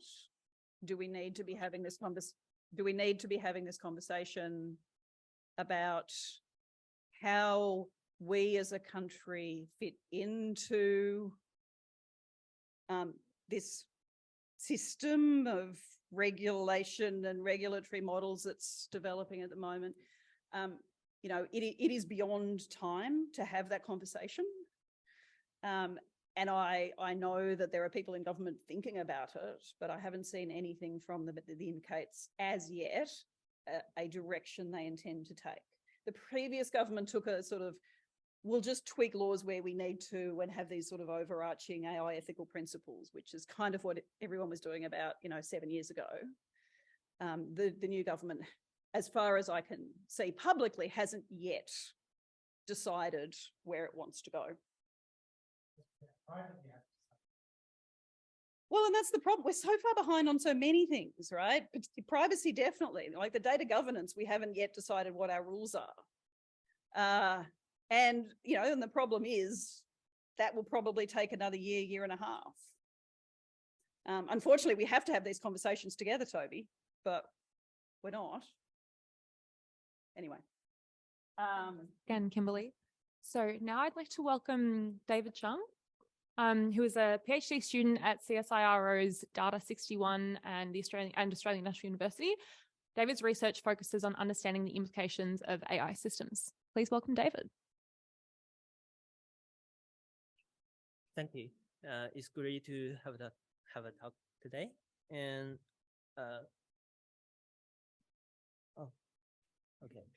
so I'm from the software systems group at CSIRO's Data 61. And we do a lot of things related to AI, for example, responsible AI, explainable AI, and essential. And in this talk, I will be talking about the right to be forgotten. I think during the past few weeks, there have been a lot of discussion related to GDPR and thank you. Where was that? The GDPR and the Italian ban on the ChatGPT. So I would like to firstly talk about the legal principles behind the right to be forgotten, and then talk about the intersection of the right to be forgotten and the large language models, and then give some details about the challenges and solutions of enforcing right to be forgotten for large language models, and then give a summary for this. So firstly, if we want to talk about the right to be forgotten, we have to talk about this establishing case, which is Google spam with AEPD. So it happens with a newspaper publishing advertisements of for sale of property. And then this advertisement was indexed by Google. And the data subject of this advertisement is Mario Costiga Gonzalez, who searched his name on Google and found this advertisement and feel that it might hurt his reputation. Then he sent a request to remove this source, but got rejected by the newspaper. And then he requested removal of the links by Google and also got rejected. Then AEPD, on behalf of Mario, sued Google to remove the link, and the court ordered the Google to remove the link. So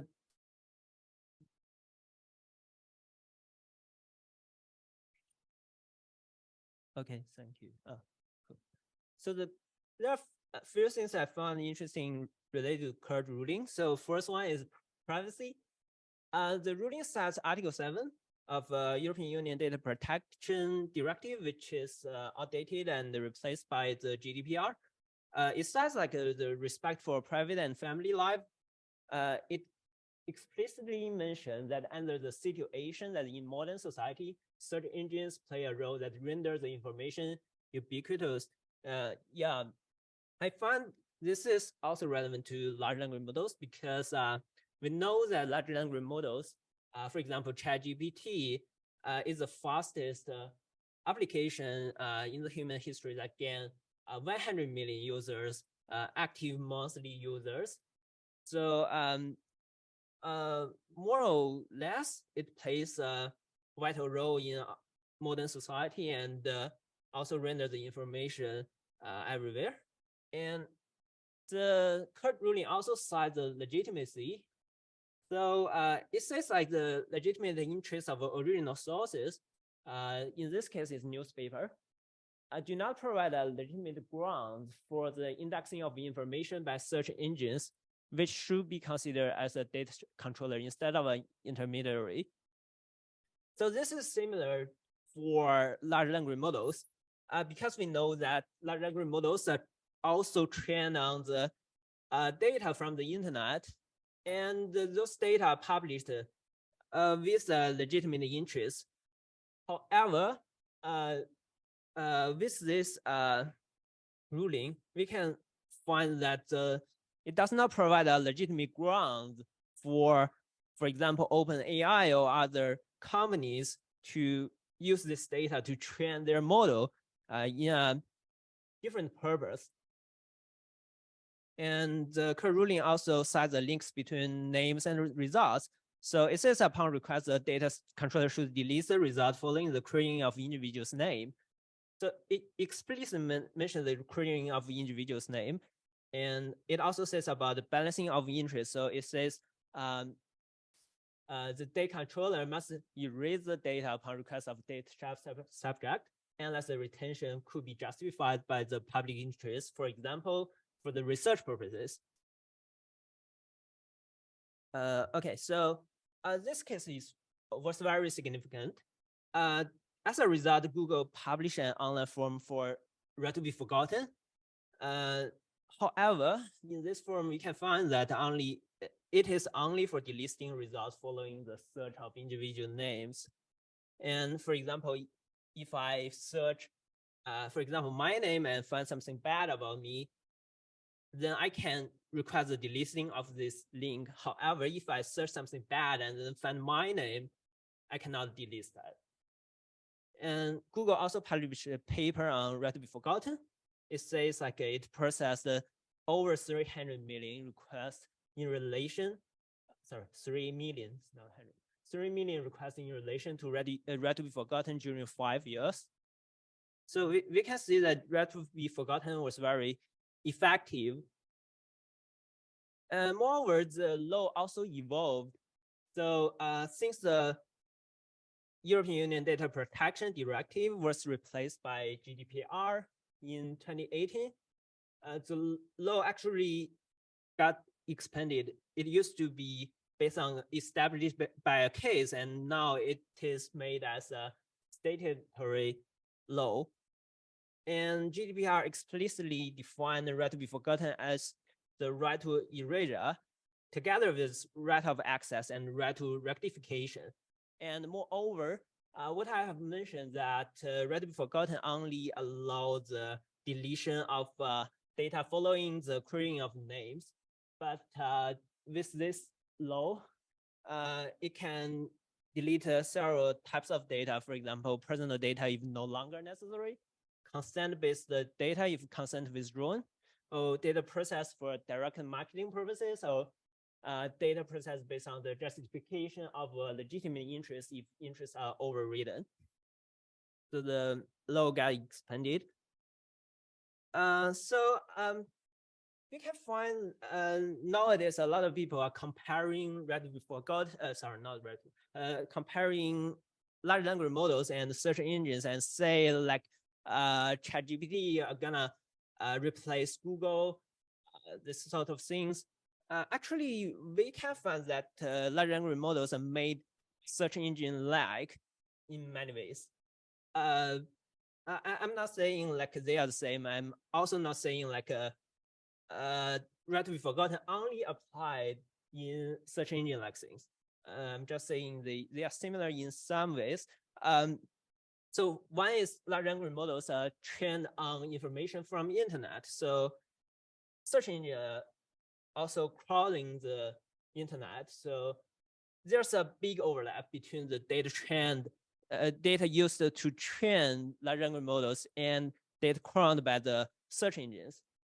And also large language models index and link informations. So basically search engine, the aim of search engine is to link information, right? That's how that case came.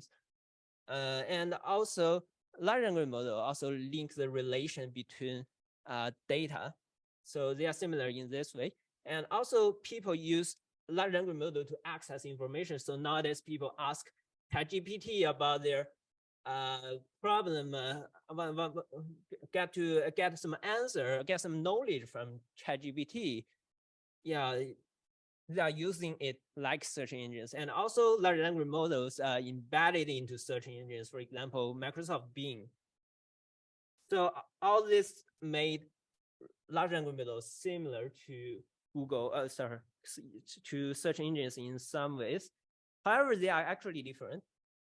So for example, large language models are black boxes, and search engines are more explainable, and it stores data in a more accessible way.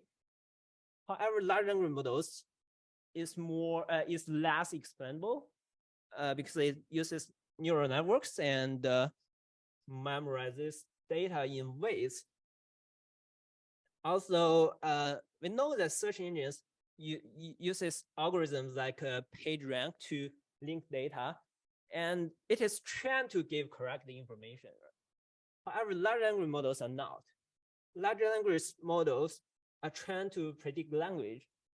So it is not trained for the purpose of giving the correct links to the original sources. And also, large language models are in the form of chatbots. So basically, if you are using search engines, you just search a question and you get the answer, or you search some keywords. However, if you are using large language models, for example, ChatGPT, you ask a bunch of questions, or you give like your live experience, a lot of context, and then get answer from the chatbots. So it basically means you give away more personal data. So based on the similarity and the differences between large language models and search engines, we can find some scenarios of large language models where right to be forgotten may apply, which is different from the search engine scenarios. So we categorize this into two categories, which is model-wise and chat-history-wise. For the model-wise, we can say that access, rectify, and removing data in the models, which is trained yeah, the data is trained in the model. This sort of data removal is model-wise scenarios. There's also chat history-wise scenarios, like accessing chat history or removing chat history. There's also two types of data needs to be dealt with. One is genuine data, and another is hallucinated data. For example, genuine data is, for example, I got 0 mark and in math exam, and then I search, then my name and my 0 mark get linked by the large language model, if this is true. And hallucinated data, for example, there's nothing about my math mark in the training data, and it got hallucinated and gave me the made up things. So there are two types of things related to this one. So in the search engine, there are bunch of practices to do that, and then we find that they could not be applied in large language models because the mechanism of search engines and large language models are different.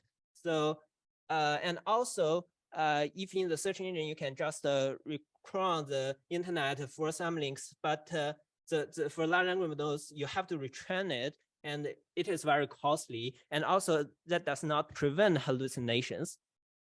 So there are some technical solutions. We put them into two categories. One is fixing data from model. Another is band-aid solutions. For band-aid solutions, that does not mean those solutions are better than the fixing data from models, but just about the mechanism of these two categories. I'm not gonna go into the details, and there's some legal perspectives about the concerns of from a legal perspectives. For example, the relatively forgotten requires a time frame of months, but that might not be practical for large language models. And there might be some balancing of interests, for example, research purposes that justify the training of those personal data. But for example, OpenAI and Google all say they are doing experiments, they are doing research, and how could we balance of interest, and also, yeah, some conflicts between Australian laws, for example, right to be forgotten and data retention law, which requires the company to retain data for 2 years. There's some conflicts between the law need to be solved by Australia Parliament. Yeah, that's how far.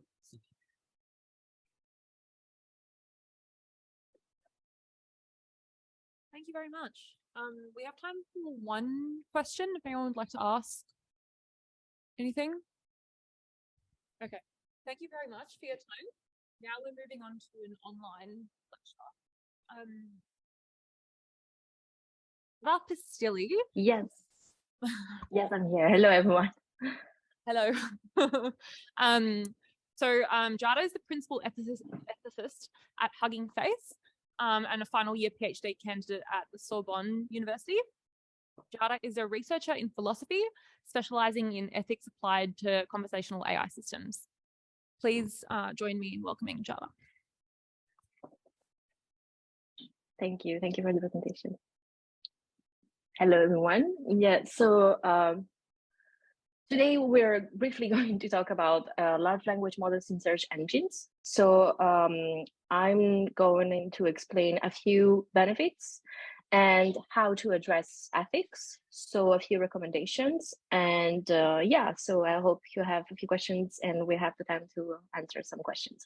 So large language models, of course, it's the whole theme of the day. So we're not going to re-explain technically on what they are, but what we can say, sorry, how are we going to do it with the slides since it's not me? Yeah, could someone scroll? Should I just say when we need to scroll?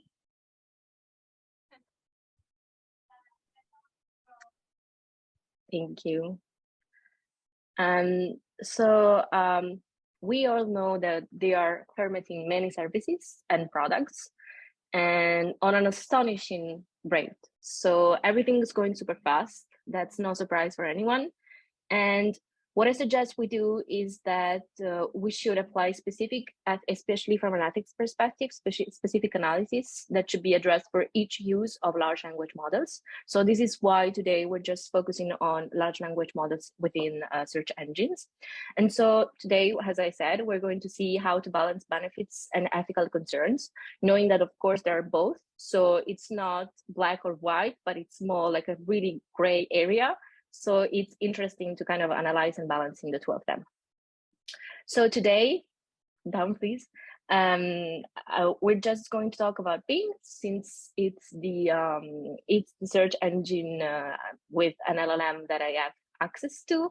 There's also BART, but couldn't test it, so I don't want to talk about stuff that I don't know. And of course, it's not for, I don't work for Microsoft, and we're just gonna talk about BART because I had the chance to try it, and so I can explain some stuff that I noticed.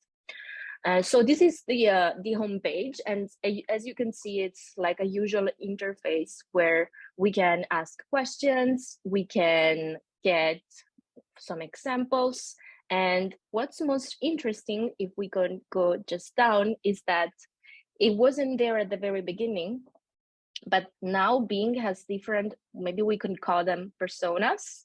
It's the other slide, please. Yes. Oh, there's the third who didn't make it. Yes, perfect, thank you. So as you can see here, so we have three different type of answers that we can get with Bing. So this means that it could be more precise, as you can see at the far right, or at the very beginning of the other slide.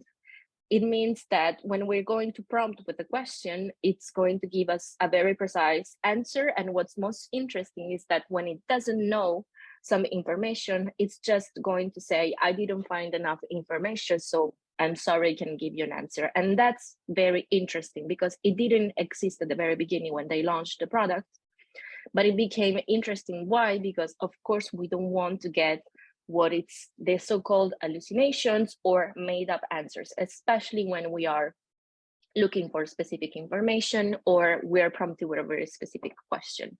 So this is very useful. Although when I try it, it doesn't really always get a nice answer, even though sometimes there are some information available on the internet. So it's, I would say, a very extreme maybe way of looking for information. But of course, if we're looking for precise information, then it's really useful. Then the one that was supposed to be in the middle, it's the balanced one, and it's the one by default. So it means that as we can read that it's going to be informative and friendly.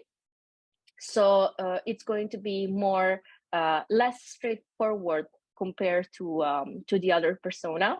And it's going to balance some really specific information, but also it's going to make maybe prettier sentences.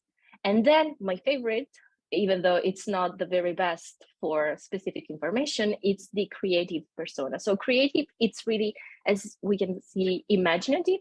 So it means that it's going to be more creative, more, it's going to give us more information, the sentences and the outputs are going to be longer. But of course, the information, it's not going to be that precise, and of course not as precise as the precise persona. So it really depends on how we're going to use it, and so the use case that we're going to apply to this search engine. But it's interesting to notice that that was introduced only, I would say, weeks ago, maybe a month or so. And so probably that's coming also from some feedback coming from the users. So depending on how we want to use Bing, in this case, we're going to use a different persona. So it's kind of having different kinds of answers. If we scroll down, we can get, yeah, I don't know why, but the slides are kind of broken. So we have, if you go down, we're going to have the full, yeah, perfect. The three dots, yeah, the 3 bullet points, thank you. So if we kind of trying to take a step back, some some important information to share is that, of course, even though large language models are really powerful tools, they're not a genie. So it means that all AI systems in general, and also if we find large language models in search engines, they're still tools, and they're not to be used as the Delphi Oracle, as you can see in the image. Because if we already have some context, we already have some knowledge about the specific question that we're going to ask, then it's going to be easier for us to have the critical thought that it's needed to kind of read the answer and also contextualize to our context and what we're looking for. And that also comes with the different personas. So of course, it's not going to answer really big questions, like as a philosopher would say, what's love, what's life, what's that, how to live a good life. That's definitely not the right tool. Although we're going to see afterwards what could be some interesting use cases. So of course, there's no universal truth, because large language models, as I'm sure you all know, are based on what it's called the ground truth. So it means that it's not a universal truth, because of course we from human science and social science and humanities, we know that there's no universal truth and there's not just one truth, but it's more like a huge difference between if we're looking for economics, mathematics, if we're looking for the same word, but in different contexts. Of course, it's going to change everything, and it's going to change also the answers that we're going to get. So assuming that all the outputs coming from a search engine are true or objectively true can be misleading. So of course, maybe it could be trivial for lots of you in the audience, but it's really important to remember that. Because when we get only one answer, we could have the impression that that's the right answer, but it's not. So of course, it's not neutral. We always say that technology is not good nor bad, but it's not neutral either. So it means that each interaction is unique in the eyes of its users, and what it could be really hard to predict is how those outputs and those answers are going to be interpreted by users, and of course, how we're going to use them. Oh, we don't have the picture. They don't even remember. Yeah, that's a pity because it was actually an example from Bing. Yeah, you can scroll down. Can I share my screen? No, that's impossible. Yeah. Okay, can you see it? Amazing, thank you. It's going to be easier even for my host. Thank you so much. So this screenshot here shows one of the ethical concerns that I actually had when I was testing it. Is so first of all, we could say that there's a really neglect of information hierarchy, which could be really, really annoying, especially if we're looking for specific answers. So it means that one example that I had, but I couldn't show in the picture, is that if we're looking for example, prompting a philosophy question, it's going to get as outputs as well philosophy encyclopedia, and at the same time a blog post from a company. So it means that, of course, since the LLM doesn't know the meaning or the sense of what we're looking for, it doesn't even know the hierarchy of the information, which is really important when we're doing research. Even if it's trivial research, it's also still important to get it right?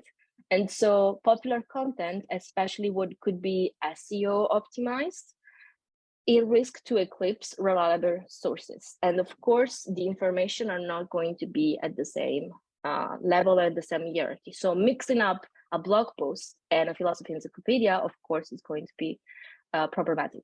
So the second ethical concern that I had when I was testing it is how there's a lot of advertisement. So advertisers sponsor content. Of course, that's unobjective information, and it's also unfairly shared because of monetization of attention and the economy of attention, but also because people are paying money to get in the results. So, well, that's going to be annoying for our results. And that's actually the screenshot that I wanted to show you here on the right. I was looking for a recipe, and then the very first result got, it was advertised. So it got the first result, And then I didn't even have to click on it, that already had the ad in front of my eyes. So of course, this can be annoying, and especially it's not going to guarantee to end users a fair share of the information, a fair access to the information. So that's an ethical concern that I had when I was testing it. And also, of course, there's a huge loss of diversity in search results when we're using large language models in search engines. And so, of course, there's huge risk of falling into echo chambers and filter bubbles for the same reasons. So we don't have much time. I'm going to speed up. Some benefits, although, because I always wanted to, I always like to kind of counterbalance, and we talked at the very first beginning of this talk that it's really important to balance benefits and risk, is that, of course, it's going to get an enhanced user experience. I'm especially thinking about people that maybe didn't really learn how to use simple search engines, or with I don't know, keywords or stuff like that, or they're really looking for a specific or complex problem. Then the streamlined search process and its user-friendly interface, of course, is going to help in that. Then we're also going to get personalized search outcomes. So they're tailored information that, of course, are based on user preferences and needs. Of course, we don't have the time to explore the counterbalance ethical concern linked to privacy, for example, but of course there's one. And then we also have an improved natural language understanding. So it's a better comprehension of complex queries, as I was saying. As you can see in the screenshot just at the right of the slide, I was asking for very specific recipes, knowing that I needed B12 vitamin and didn't like peas. So of course, I could also get the same results in a simple search engine, but it wasn't immediate. And of course, the advantage here is that it's really tailored on my prompt and what I was looking for specifically. So that's an interesting use case, I would say. Or for example, you have to go on a trip with your kids, and then you have really specific, maybe someone is allergic to something or stuff like that. When the problem becomes too complex, then it's interesting to get some of the answers from search engines or with large language models. So some recommendations, of course, that's not it's not a case that it's in the very first place, it's education. So of course, the users need to learn what are good, useful, and harmless uses, and they're not going to learn it alone. So I really call all those companies that are releasing large language models in search engines. Of course, we talk about Bing, but it could be also other in the future. It's really important to nudge end users to good uses. It's really important also to have guidelines, so to develop ex-ante ethical guidelines for developers and best practices. So to kind of have a big framework of what's good and what's bad and what to be avoided. Then, of course, policy coming from national and international institutions. So, for example, we saw there are lots of advertisers in the results. So holding advertisers and at the same time developers accountable, it's still going to be really important. And then feedback coming from end users. So having continuous improvement from experience and adapting to emerging challenges, it's always going to be a very, I really want to stress this point, because we talk a lot about reinforcement learning from human feedback, but then it's also going to be really important to do basic user research, because of course, all those tools are going to be used through really specific interfaces, and each interface and each design is going to be it's going also to modify users' behavior. So we have to really take that into account. And so what's our conclusion, and what could be our takeaways?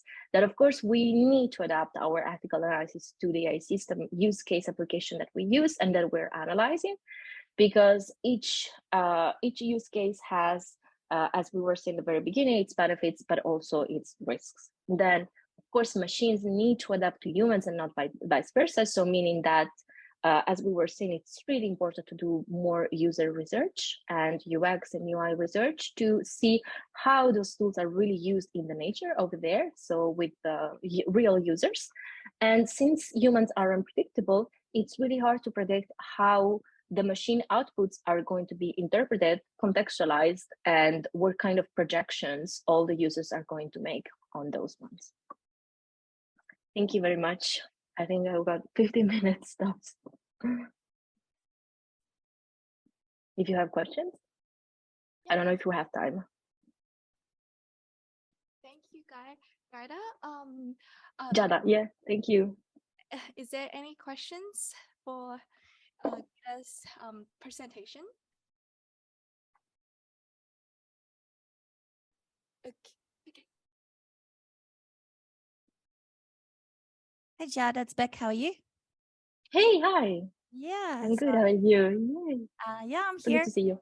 We've had a big day. So Jada's a friend of mine who's actually co-author on we wrote a paper about GPT-3 together in the early days of lockdown. So I really appreciate you getting up super early to join us at whatever. My pleasure. Thank you for inviting me. In Paris. I think all your work's super important and really interesting, particularly when we think about, I mean, even before large language models, when we think about the impact that search engine results can have on people's perception of the world. And so I guess, particularly because you're at Hugging Face, I don't know, is there work being done around at Hugging Face to look at the factuality or the groundedness or even different perspectives of results that it might return if people are doing searches? Thank you for the question. It's really an interesting question. So since we're a platform, unfortunately, we're not currently working on a very specific large language model and less so in use case applications, although we're really, especially the science team is really working on making up new benchmarks for evaluation. So that's really still a work in progress. But it's always really hard to kind of test what's ground truth and what should a large language model stick to. So it's a still work in progress, but we don't have a very specific large language model that we're analyzing now, because our main mission for now, it's kind of, it's called open reproduction. So having those closed model and trying to open them up for studies and reproducibility, and of course, research coming from scientists and also non-technical people. Okay, well then it's good that you're doing the work now in preparation for when that happens, which is probably inevitable. Just want to check if there are any other questions in the room at all for, yeah, Kimberly. I have a question that follows up on that, what you just said, which is the benchmarks for evaluation. What can you elaborate on that at all? What sort of benchmarks are being looked at? No? I don't. I mean, it's NDA for now, but especially I'm not part of the team, so I can't really share more information at the moment. No. But we're working on large language models, and so I know there are ongoing efforts in that direction. But as soon as we have something more specific to share, don't worry, you're going to hear about them. Yes, of course. I suppose. Sorry, this is Kim Weatherall asking you the question. Hi. I suppose my question was kind of directed at what I think one of the really interesting issues here is what kinds of things are able to be or are going to be evaluated within a developing firm, and what sorts of things are broader societal, like raise broader societal questions for evaluation. So what I'll be really interested to see is where Hugging Face draws the line of what we think we can evaluate and create benchmarks for, and what we think are the things that we're not evaluating that maybe society or political systems need to consider. So just to flag where my thinking is coming from. I 100% agree. Okay, well, we'll let you go now, Jada. Thank you so much for joining us. Thank you for having me. And I know that you're doing so many interesting things with Hugging Face, so you keep them on the straight and narrow there. And yeah, so a big hand of thanks to Jada. Thank you to you. Have a nice day. Bye. Bye-bye. All right, so that brings us to our final little break of the day. Should I leave webinar?